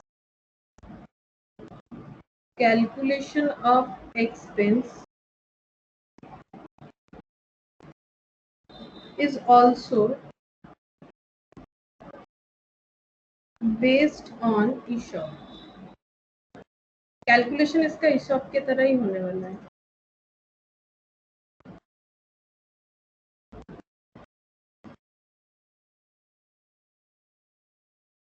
Note, if percentage of departure is given, it should be multiplied for each year as follows.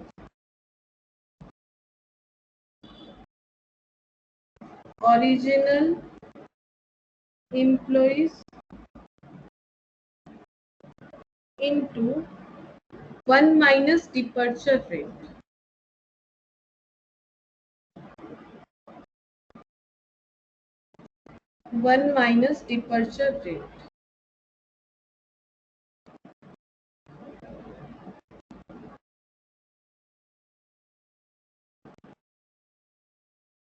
Bracket close.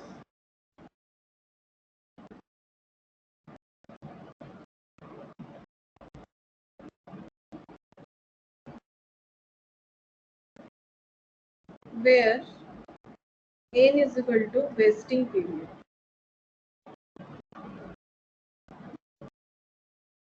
Note, whenever fair value is given, preference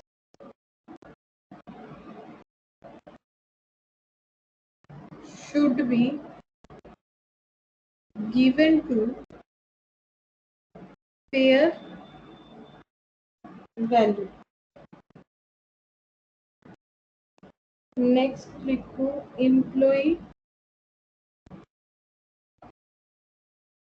employee share purchase plan, ESP.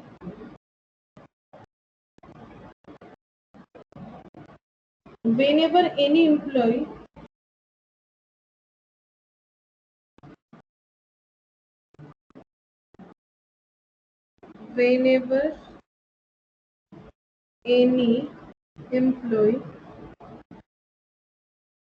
is to be granted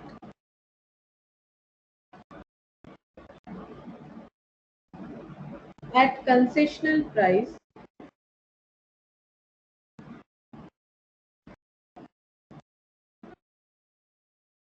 then such shares are called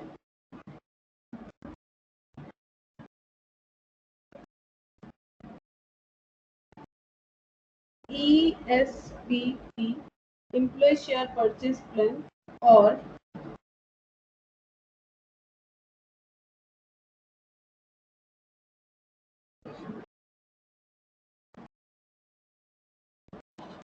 ESPP. अब इसका journal entry.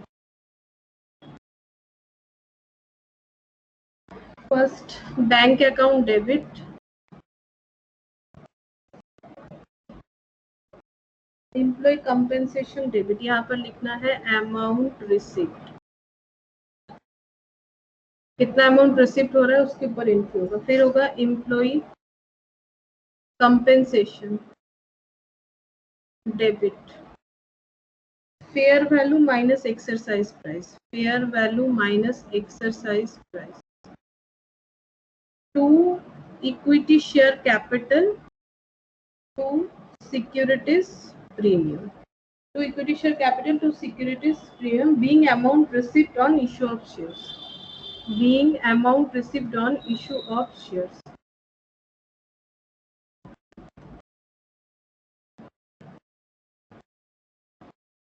Ma'am previous entry देखना था। देखो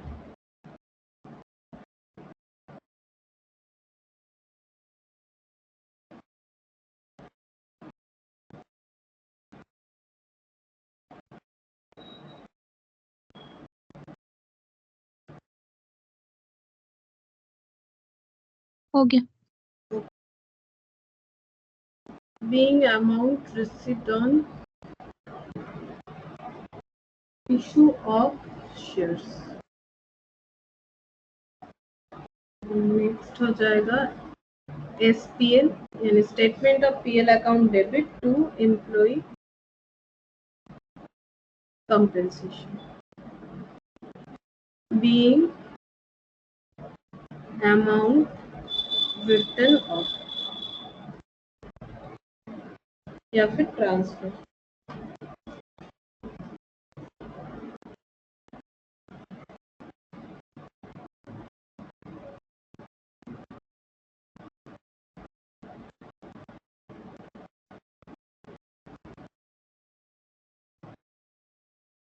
अच्छा तो देखो इसमें क्या बोला है, इसमें बोल रहा है कि स्टॉक एप्रिसिएशन राइट यानी SAR, इसमें क्या होता है अंडर SAR मतलब stock appreciation rights, companies don't issue shares but pay in cash for the amount of benefit to employ. Company share issue नहीं करता है, कंपनी क्या कर रहा है, कंपनी कैश पे करेगा एम्प्लॉय को।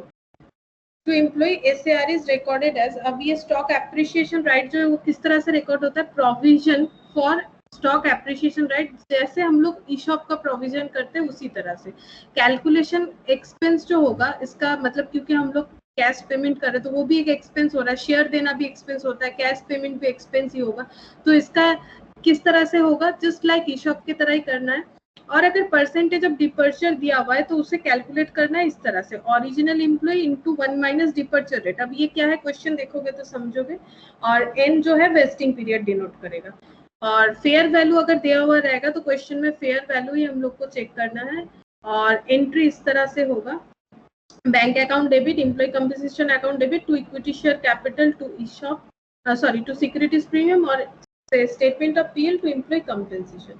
अब है क्या, देखो यहाँ पर एक एग्जांपल मतलब जो क्वेश्चन है वो करते हैं तो समझ जाएंगे। तो ये इससे रिलेटेड क्वेश्चन है, क्वेश्चन नंबर 27। तो यहाँ पर देखो क्या दिया हुआ है, on 1st April 2012 a company offered 100 shares to each of its 400 employees at 25 per share. The employees are given a month to accept the shares. The shares issued under the plan shall be subject to lock-in to transfer for 3 years from the grant date, that is 30th April 2012.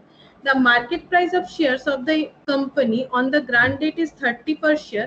Due to post-vesting restriction on transfer, the fair value of the shares issued under the plan is estimated at 28 per share.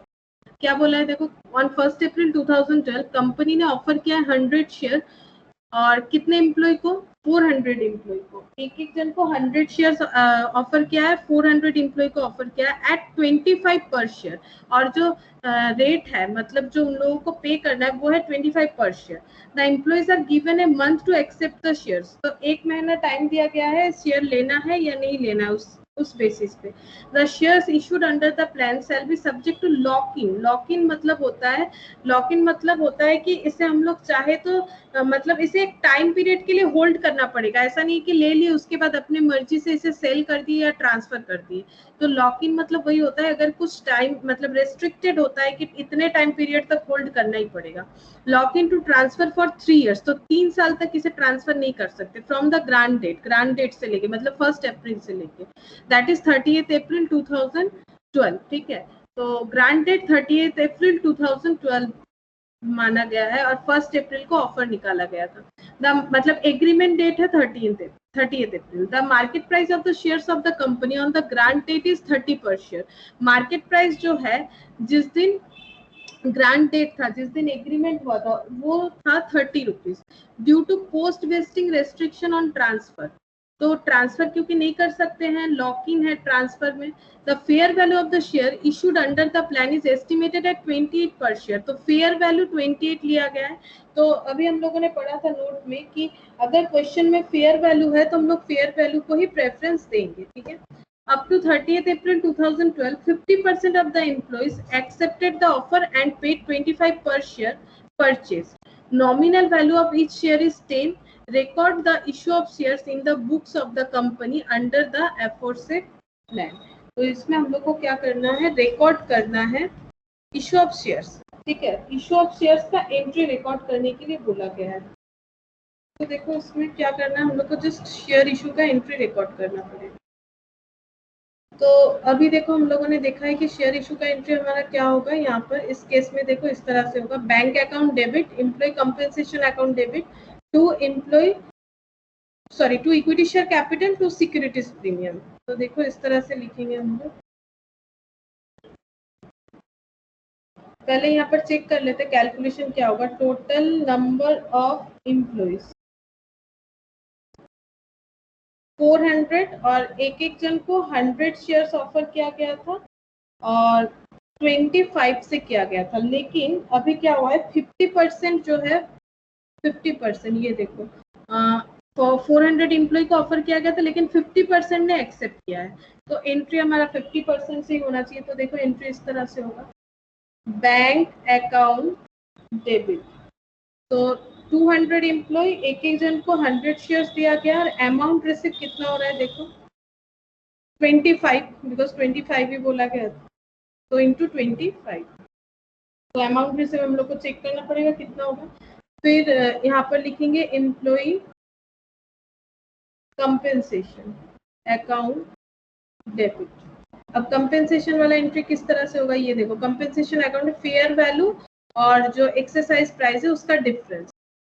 तो यहाँ पर देखो कितना हो जाएगा, 200 shares 100 employ और fair value और exercise price के अंदर डिफरेंस कितना है। फेयर वैल्यू जो है 28 है और एक्सरसाइज वैल्यू है 25, तो 25 माइनस 28 मतलब वही 28 माइनस 25, तो हो जाएगा 3 rupees. To equity share capital, तो ये 200 shares 100 employee into 10 rupees. To securities premium, तो 200 इंटू 100 और इंटू यहाँ पर हो जाएगा 18, तो 200 इंटू 100 इंटू 25,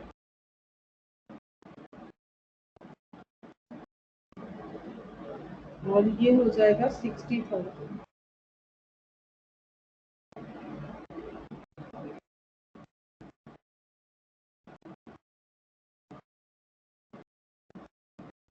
अब ट्रांसफर करना है हम लोग को, तो SPL to employee compensation, SPL to employee compensation और उसका अमाउंट है 60,000।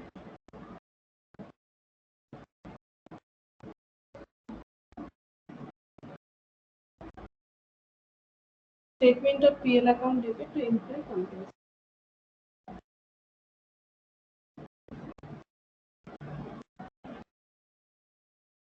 अब ये एक्चुअली स्वेट इक्विटी का पार्ट हो रहा है, ये कैसे पता चलेगा, देखो ये जो लॉक इन पीरियड का बात है ना, ये स्वेट इक्विटी के साथ रिलेट करता है। एक काम करते हैं, पहले स्वेट इक्विटी बता देते हैं तो तुम लोग समझ जाओगे ऐसे करके हम लोगों ने एंट्री क्यों किया, पहले वो बताने से ठीक रहता। ओके, इसको फिर से डिस्कस कर रहे हैं, पहले स्वेट इक्विटी बता देते तो तुम लोग समझ जाओगे। तो स्वेट इक्विटी शेयर जो है वो क्या होता है एक बार देख लो, ये स्वेट इक्विटी का क्वेश्चन था जो हम लोगों ने किया। सेक्शन 54 के हिसाब से स्वेट इक्विटी शेयर क्या होता है। अभी मैंने बताया था कि सेक्शन 53 के हिसाब से कंपनी कांट इशूड, एकदम स्टार्टिंग में ही मैंने बताया था, शेयर्स एट डिस्काउंट। कंपनी जो है कभी भी शेयर को डिस्काउंट में इशू नहीं कर सकती है। एक्सेप्शन जो है एक्सेप्ट इशॉप, जिसे कंसेशनल फ्री दोनों में ही कर सकते हैं, या फिर स्वेट इक्विटी। अब स्वेट इक्विटी किसे ऑफर किया जाता है, इशॉप तो एम्प्लॉइज को ऑफर किया जाता है, स्वेट इक्विटी शेयर ऑफर किया जाता है एम्प्लॉय को और डायरेक्टर्स को। तो स्वेट इक्विटी शेयर का मतलब क्या होता है देखो एक बार, एक बार हम समझा देते फिर लिखवा देंगे। स्वेट इक्विटी शेयर जो है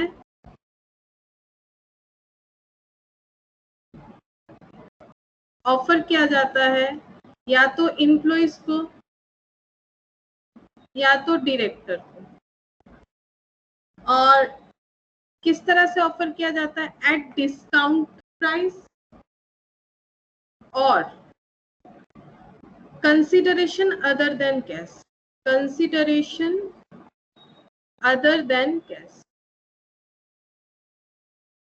या फिर कैश छोड़ के किसी और कंसिडरेशन के बदले अगर इशू किया जाता है तो उसे हम लोग बोलते हैं स्वेट इक्विटी शेयर। ठीक है, अब ये स्वेट इक्विटी शेयर इशू करने के लिए कंपनी को क्या करना पड़ता है, कंपनी के ऊपर क्या कंडीशन अप्लाई है, कौन सा कंपनी जो है स्वेट इक्विटी शेयर इशू कर सकती है। कंडीशन सेक्शन 54 बता रहा है कि कंडीशन क्या है। कंडीशन ये है कि सबसे पहले ऑथराइज्ड ऑथोरिटी जो है वो लेना पड़ेगा।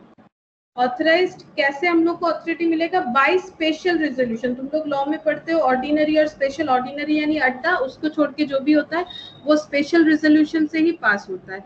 तो स्पेशल रेजोल्यूशन से हम लोग को ये पास करवाना पड़ेगा कि हम लोग क्या करना चाहते हैं, स्वेट इक्विटी शेयर इशू करना चाहते हैं। और ये जो बोर्ड मीटिंग होगा, स्पेशल रेजोल्यूशन कौन मतलब कहाँ पर होगा? Special resolution at board meeting. ठीक है, मतलब board of director board meeting में होगा, यानी बोर्ड ऑफ डायरेक्टर लोग डिसाइड करेंगे स्पेशल रेजोल्यूशन के साथ कि उनको क्या करना है, स्वेट इक्विटी शेयर्स जो है वो इशू करना है। और इस मीटिंग में क्या क्या मतलब डिस्कस हो सकता है? एक तो ये हो सकता है कितना नंबर ऑफ शेयर्स, ठीक है, नंबर ऑफ शेयर्स, कितना शेयर्स जो है वो स्वेट इक्विटी के हिसाब से हम लोग को इशू करना है। दूसरा, जो शेयर हम लोग स्वेट इक्विटी के हिसाब से इशू करना चाहते हैं उसका करेंट मार्केट प्राइस क्या है, ये भी देखना पड़ेगा, ये डिस्कस होना चाहिए। इसके अलावा कंसिडरेशन क्या होगा, मतलब क्या डिस्काउंट होगा या फिर अदर देन कैश होगा, ये भी पता होना चाहिए। और जो है किन्हें देना है, क्लास ऑफ एम्प्लॉइज, किन्हें ऑफर किया जाएगा, मतलब एम्प्लॉइज को, डायरेक्टर्स को, क्लास ऑफ एम्प्लॉइज एलिजिबल जो है, एलिजिबल। तो देखो, स्वेट इक्विटी शेयर इशू करने के लिए कंपनी को पहले स्पेशल रेजोल्यूशन पास करवाना पड़ेगा अपने बोर्ड मीटिंग में थ्रू बोर्ड ऑफ डायरेक्टर, और वहां पर ये डिस्कस होना चाहिए कि कितना shares as a sweat equity share issue करना चाहता है कंपनी, करंट मार्केट प्राइस क्या है कंपनी का उस शेयर का जिसे स्वेट इक्विटी की तरह कैश, और क्लास ऑफ एम्प्लॉइज मतलब किन्हें, क्लास ऑफ एम्प्लॉइज एलिजिबल यानी किन लोगों को स्वेट इक्विटी शेयर ऑफर किया जाएगा। तो ये पहले कंडीशन अप्लाई होता है। और एक चीज होता है कंपनी के ऊपर, और एक कंडीशन अप्लाई होता है, कंपनी का जो एज है, एज जो है कंपनी का वो मिनिमम मतलब एटलीस्ट और एटलीस्ट मिनिमम और एटलीस्ट जो भी बोल लो 1 ईयर होना चाहिए। मतलब कंपनी एटलीस्ट 1 ईयर काम कर चुकी है, मतलब 1 साल कंपनी का एज होना चाहिए तभी वो स्वेट इक्विटी शेयर इशू कर सकती है, अदरवाइज इशू नहीं कर सकती। तो कंपनी का मिनिमम एज होना चाहिए 1 ईयर, तभी company sweat equity share issue कर सकेगी, नहीं तो नहीं कर सकेगी। और क्या होता है देखो, और होता है कि अगर कंपनी लिस्टेड है, अगर कंपनी लिस्टेड कंपनी है तो सेबी को ये बताना पड़ेगा। ठीक है, कंपनी अगर लिस्टेड कंपनी है तो कंप्लायंस विद सेबी होना पड़ेगा। ठीक है, और स्वेट इक्विटी शेयर्स होल्डर जो होंगे उनका राइट्स क्या है, उनका rights just like other share holder, just like other share holder, other share holders की तरह ही इन लोगों का राइट्स रहेगा, राइट्स में कोई भी डिफरेंस नहीं आएगा। अब देखो स्वेट इक्विटी शेयर किस किस कंडीशन में हम लोग इशू करेंगे। Section 2 subsection 80 of the Companies Act 2013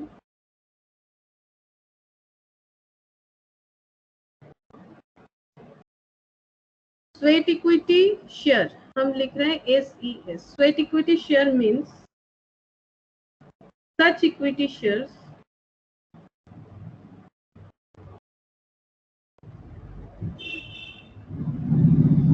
are issued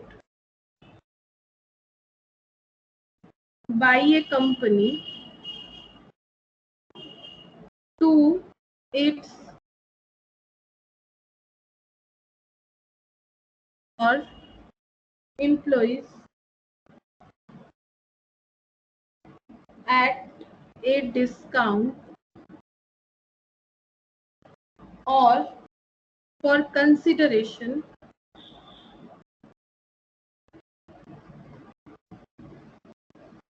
other than cash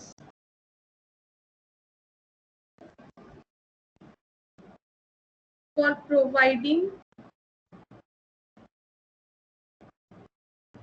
know how. अब किन्हें दिया जाएगा?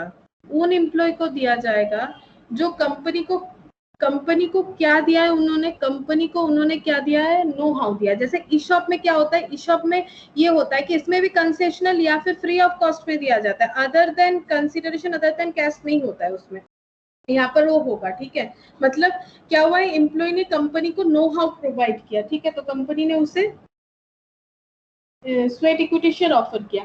इसके अलावा हो सकता है making available intellectual property right, या फिर कंपनी को उसने इंटेलेक्चुअल प्रॉपर्टी राइट अवेलेबल करवाया। Making available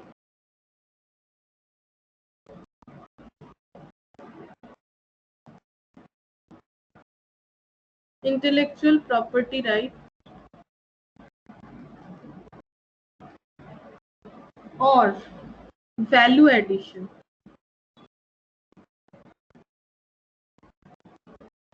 by whatever name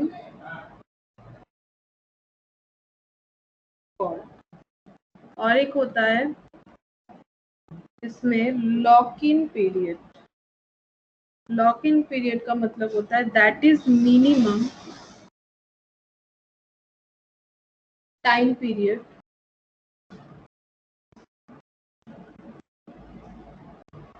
it should be hold,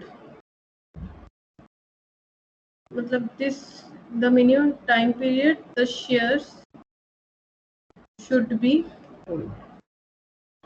तो देखो फिर से एक बार बता देते हैं, यहाँ पर तो मैंने जस्ट पॉइंट करके बताया कि क्या होता क्या equity share. Sweat equity share employee या फिर डायरेक्टर को दिया जाता है। अब स्वेट मतलब क्या होता है? पसीना। ठीक है, तो क्योंकि डायरेक्टर एम्प्लॉयज अपना क्या करता है, अपना मतलब अपना मेहनत से जो मतलब मेहनत, यहाँ पर एक्चुअली स्वेट इक्विटी का मतलब होता है मेहनत, तो मेहनत से कंपनी को खड़ा करता है, तो कंपनी उसे क्या ऑफर दे सकते हैं? डिस्काउंट या फिर कंसिडरेशन अदर देन कैश।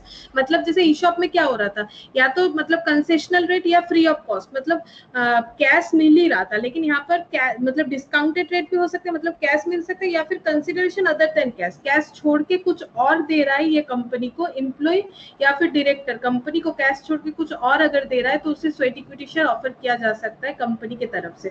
लेकिन कंपनी के ऊपर कंडीशन ये है कि कंपनी का एज मिनिमम 1 ईयर होना चाहिए, कंपनी को स्पेशल रेजोल्यूशन के मतलब स्पेशल रेजोल्यूशन से बोर्ड ऑफ डायरेक्टर के परमिशन से, मतलब उसे बोर्ड मीटिंग में बोर्ड ऑफ डायरेक्टर को क्या करना पड़ेगा? स्पेशल रेजोल्यूशन पास करवाना पड़ेगा for issue of sweat equity share.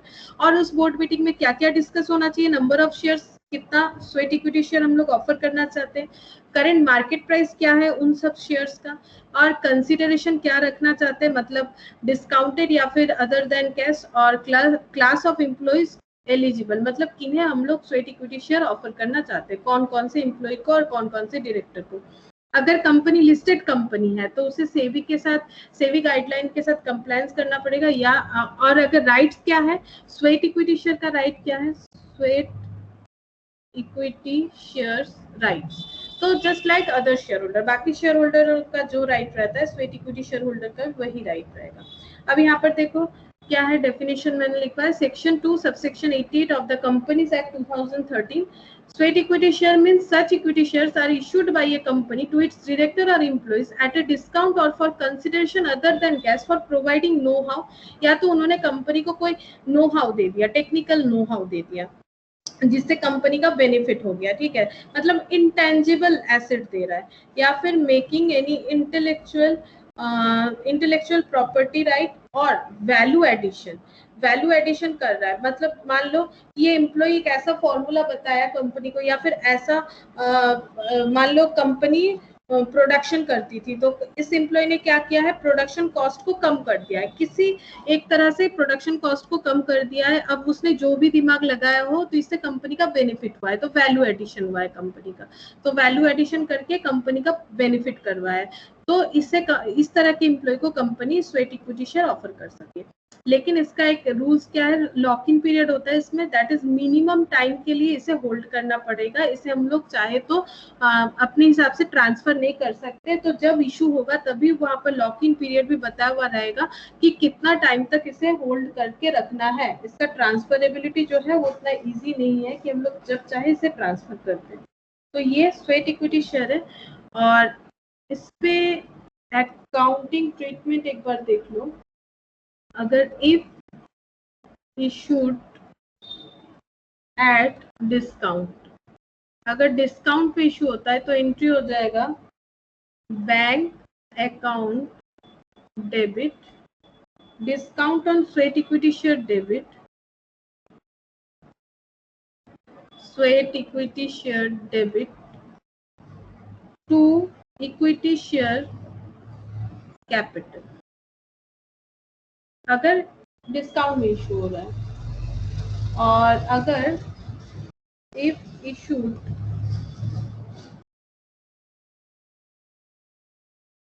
Other than cash, मतलब कैश नहीं मांग रही कंपनी को, कुछ और एम्प्लॉय ने अवेलेबल करवा दिया, like value addition, technical know how, इस तरह का कुछ चीज अगर अवेलेबल करवा दिया है तो एंट्री क्या होगा। तो देखो एंट्री इस तरह से होगा, suppose technical know how company ने अवेलेबल करवा दिया है, तो एंट्री हम लोग लिख सकते हैं know how account debit, company entry करेगी know how account debit to equity share capital. अब नो हाउ होगा तो नो हाउ कुछ और होगा, तो वो भी हम लोग लिख सकते जो होगा उसी के ऊपर। तो इस तरह से ये सेकेंड एंट्री हो जाएगा दो केस का, एक तो ये इफ इशूड एट डिस्काउंट और if issued other than cash.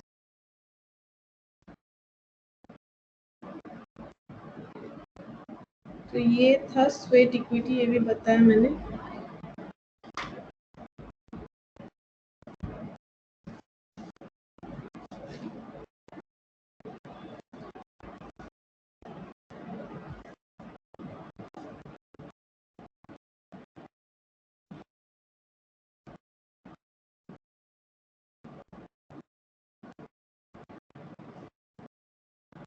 और ये जो क्वेश्चन था, ये वाला जो हम लोग कर रहे थे, ये क्वेश्चन देखो,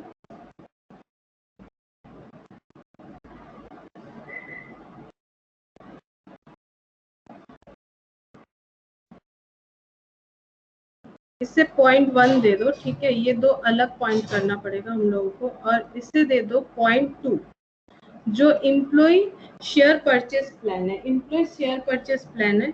इसका देखो मैंने क्या लिखा है, इसका मैंने लिखा है whenever any employee is to be granted share at concessional price then such shares are called ESPP, यानी एम्प्लॉय शेयर परचेस प्लान, और इसे यहाँ पर लिख सकते हैं स्वेट इक्विटी।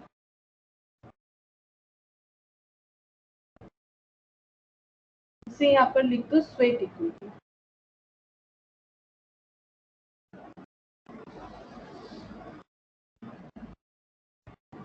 अब अगर क्वेश्चन में जैसे देखो, नॉर्मली तो bank to equity share capital to securities premium होगा, लेकिन वहां पर अगर फेयर वैल्यू और एक्सरसाइज प्राइस ये सब दिया हुआ है तो इस तरह से एंट्री होना चाहिए, bank account debit employee compensation to equity share capital to securities premium, और SPL यानी statement of PL to employee compensation. अब उस बेसिस पे हम लोगों ने यहाँ पर एंट्री किया था, ये देखो कंपनी ने ऑफर किया था 100 शेयर्स, तो 400 एम्प्लॉय को, जो कि 25 रुपीज पे था। The employees are given a month to accept the shares issued under the plan shall be subject to lock in to transfer, मतलब ये स्वेट इक्विटी हो जाएगा because lock in to transfer है।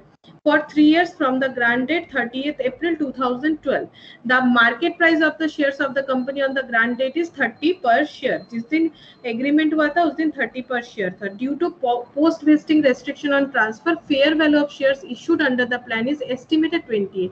क्योंकि इसमें restriction है ट्रांसफर का, तो इसका fair value 28 लिया गया है, लेकिन 50% एम्प्लॉय ने इसे एक्सेप्ट किया है और पे किया है 25, जो यहाँ पर हुआ था बात 25 शेयर्स का, जिसका नॉमिनल वैल्यू है 10 रुपीज। तो देखो किस तरह से किया हम लोगों ने, अब समझ में आ जाएगा। यहाँ पर हम लोगों ने बैंक अकाउंट डेबिट किया था 400 में से 50% यानी 200 ने ऑप्शन एक्सरसाइज किया और एक एक जन को 100 शेयर्स जो है ऑफर किया गया था, तो 200 लोगों को 200 इंटू 100, तो 200 इंटू 100 हो जाएगा और रिसीव होगा 25 करके। और कंपेंसेशन में कितना जा रहा है, मतलब लॉस कितना हो रहा है, फेयर वैल्यू जो है और एक्सरसाइज प्राइस दोनों का डिफरेंस देखना चाहिए हम लोगों को। फेयर वैल्यू है 28 और एक्सरसाइज प्राइस है 25, तो फिर देखो कितना हो जा रहा है लॉस 3 रुपीज का। तो एम्प्लॉय कंपेंसेशन ये लॉस है 60,000 का और इक्विटी शेयर कैपिटल में चला जाएगा 10 रुपीज और सिक्योरिटीज प्रीमियम में बाकी पैसा चला जाएगा, दैट इज 18 रुपीज, जो कि फेयर वैल्यू से एंट्री होगा। और स्टेटमेंट ऑफ पीएल में उतना ही चला जाएगा जितना लॉस है, दैट इज 60,000 का लॉस है, वो रिकॉर्ड हो जाएगा। और इसके अलावा अगर फेयर वैल्यू ये सब नहीं होता है तो अदर देन कैश होता है, तो उसका एंट्री भी मैंने दिखाया किस तरह से होगा यहाँ पर, ये देखो।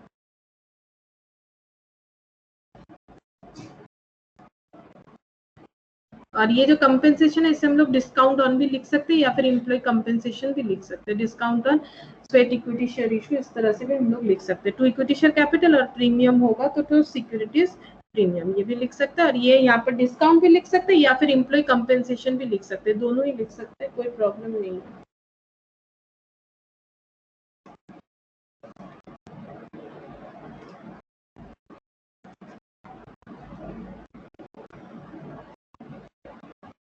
और ये जो है ये 25 वाला जो है ये क्वेश्चन जो है ये SAR का है, यानी स्टॉक एप्रिसिएशन राइट। দিদি বলছি 27 এর দুটো এন্ট্রি হবে খালি? হ্যাঁ দুটো এন্ট্রি তো হবে। আচ্ছা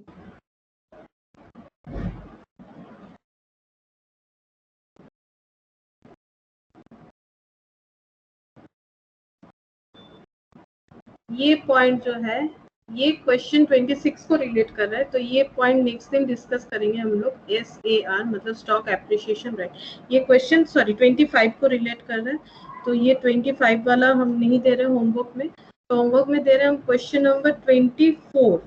और क्या 23 हम लोगों ने किया? नहीं ये नहीं किया, तो 22 तक किया हम लोगों ने। तो 23 और 24 जो है ये देखो पोस्ट वेस्टिंग, ये जो है अभी हम लोगों ने जो सीखा ईशॉप, ये उसके ऊपर है, सॉरी ईशॉप बोल रहे, स्वेट इक्विटी जो है ये इसके ऊपर है। क्वेश्चन नंबर 24 स्वेट इक्विटी है, क्वेश्चन नंबर 23 ईशॉप का है जो 22 से रिलेट कर रहा है। तुम लोग पढ़ोगे तो ही समझ जाओगे। और लॉक इन पीरियड जैसे ही बता देगा, लॉक इन ऑन ट्रांसफर यानी ये हो जाएगा स्वेट इक्विटी शेयर का। और 25 जो है हम लोग नेक्स्ट दिन डिस्कस करेंगे, जो स्टॉक एप्रिसिएशन राइट के ऊपर है। उसके बाद इस रिलेटेड एक बाईबैक का क्वेश्चन है वो करेंगे, और बाईबैक का जो थोड़ा सा थ्योरी हम लिखवा रहे थे जो बाकी है उससे भी हम लोग कंप्लीट करेंगे नेक्स्ट क्लास में।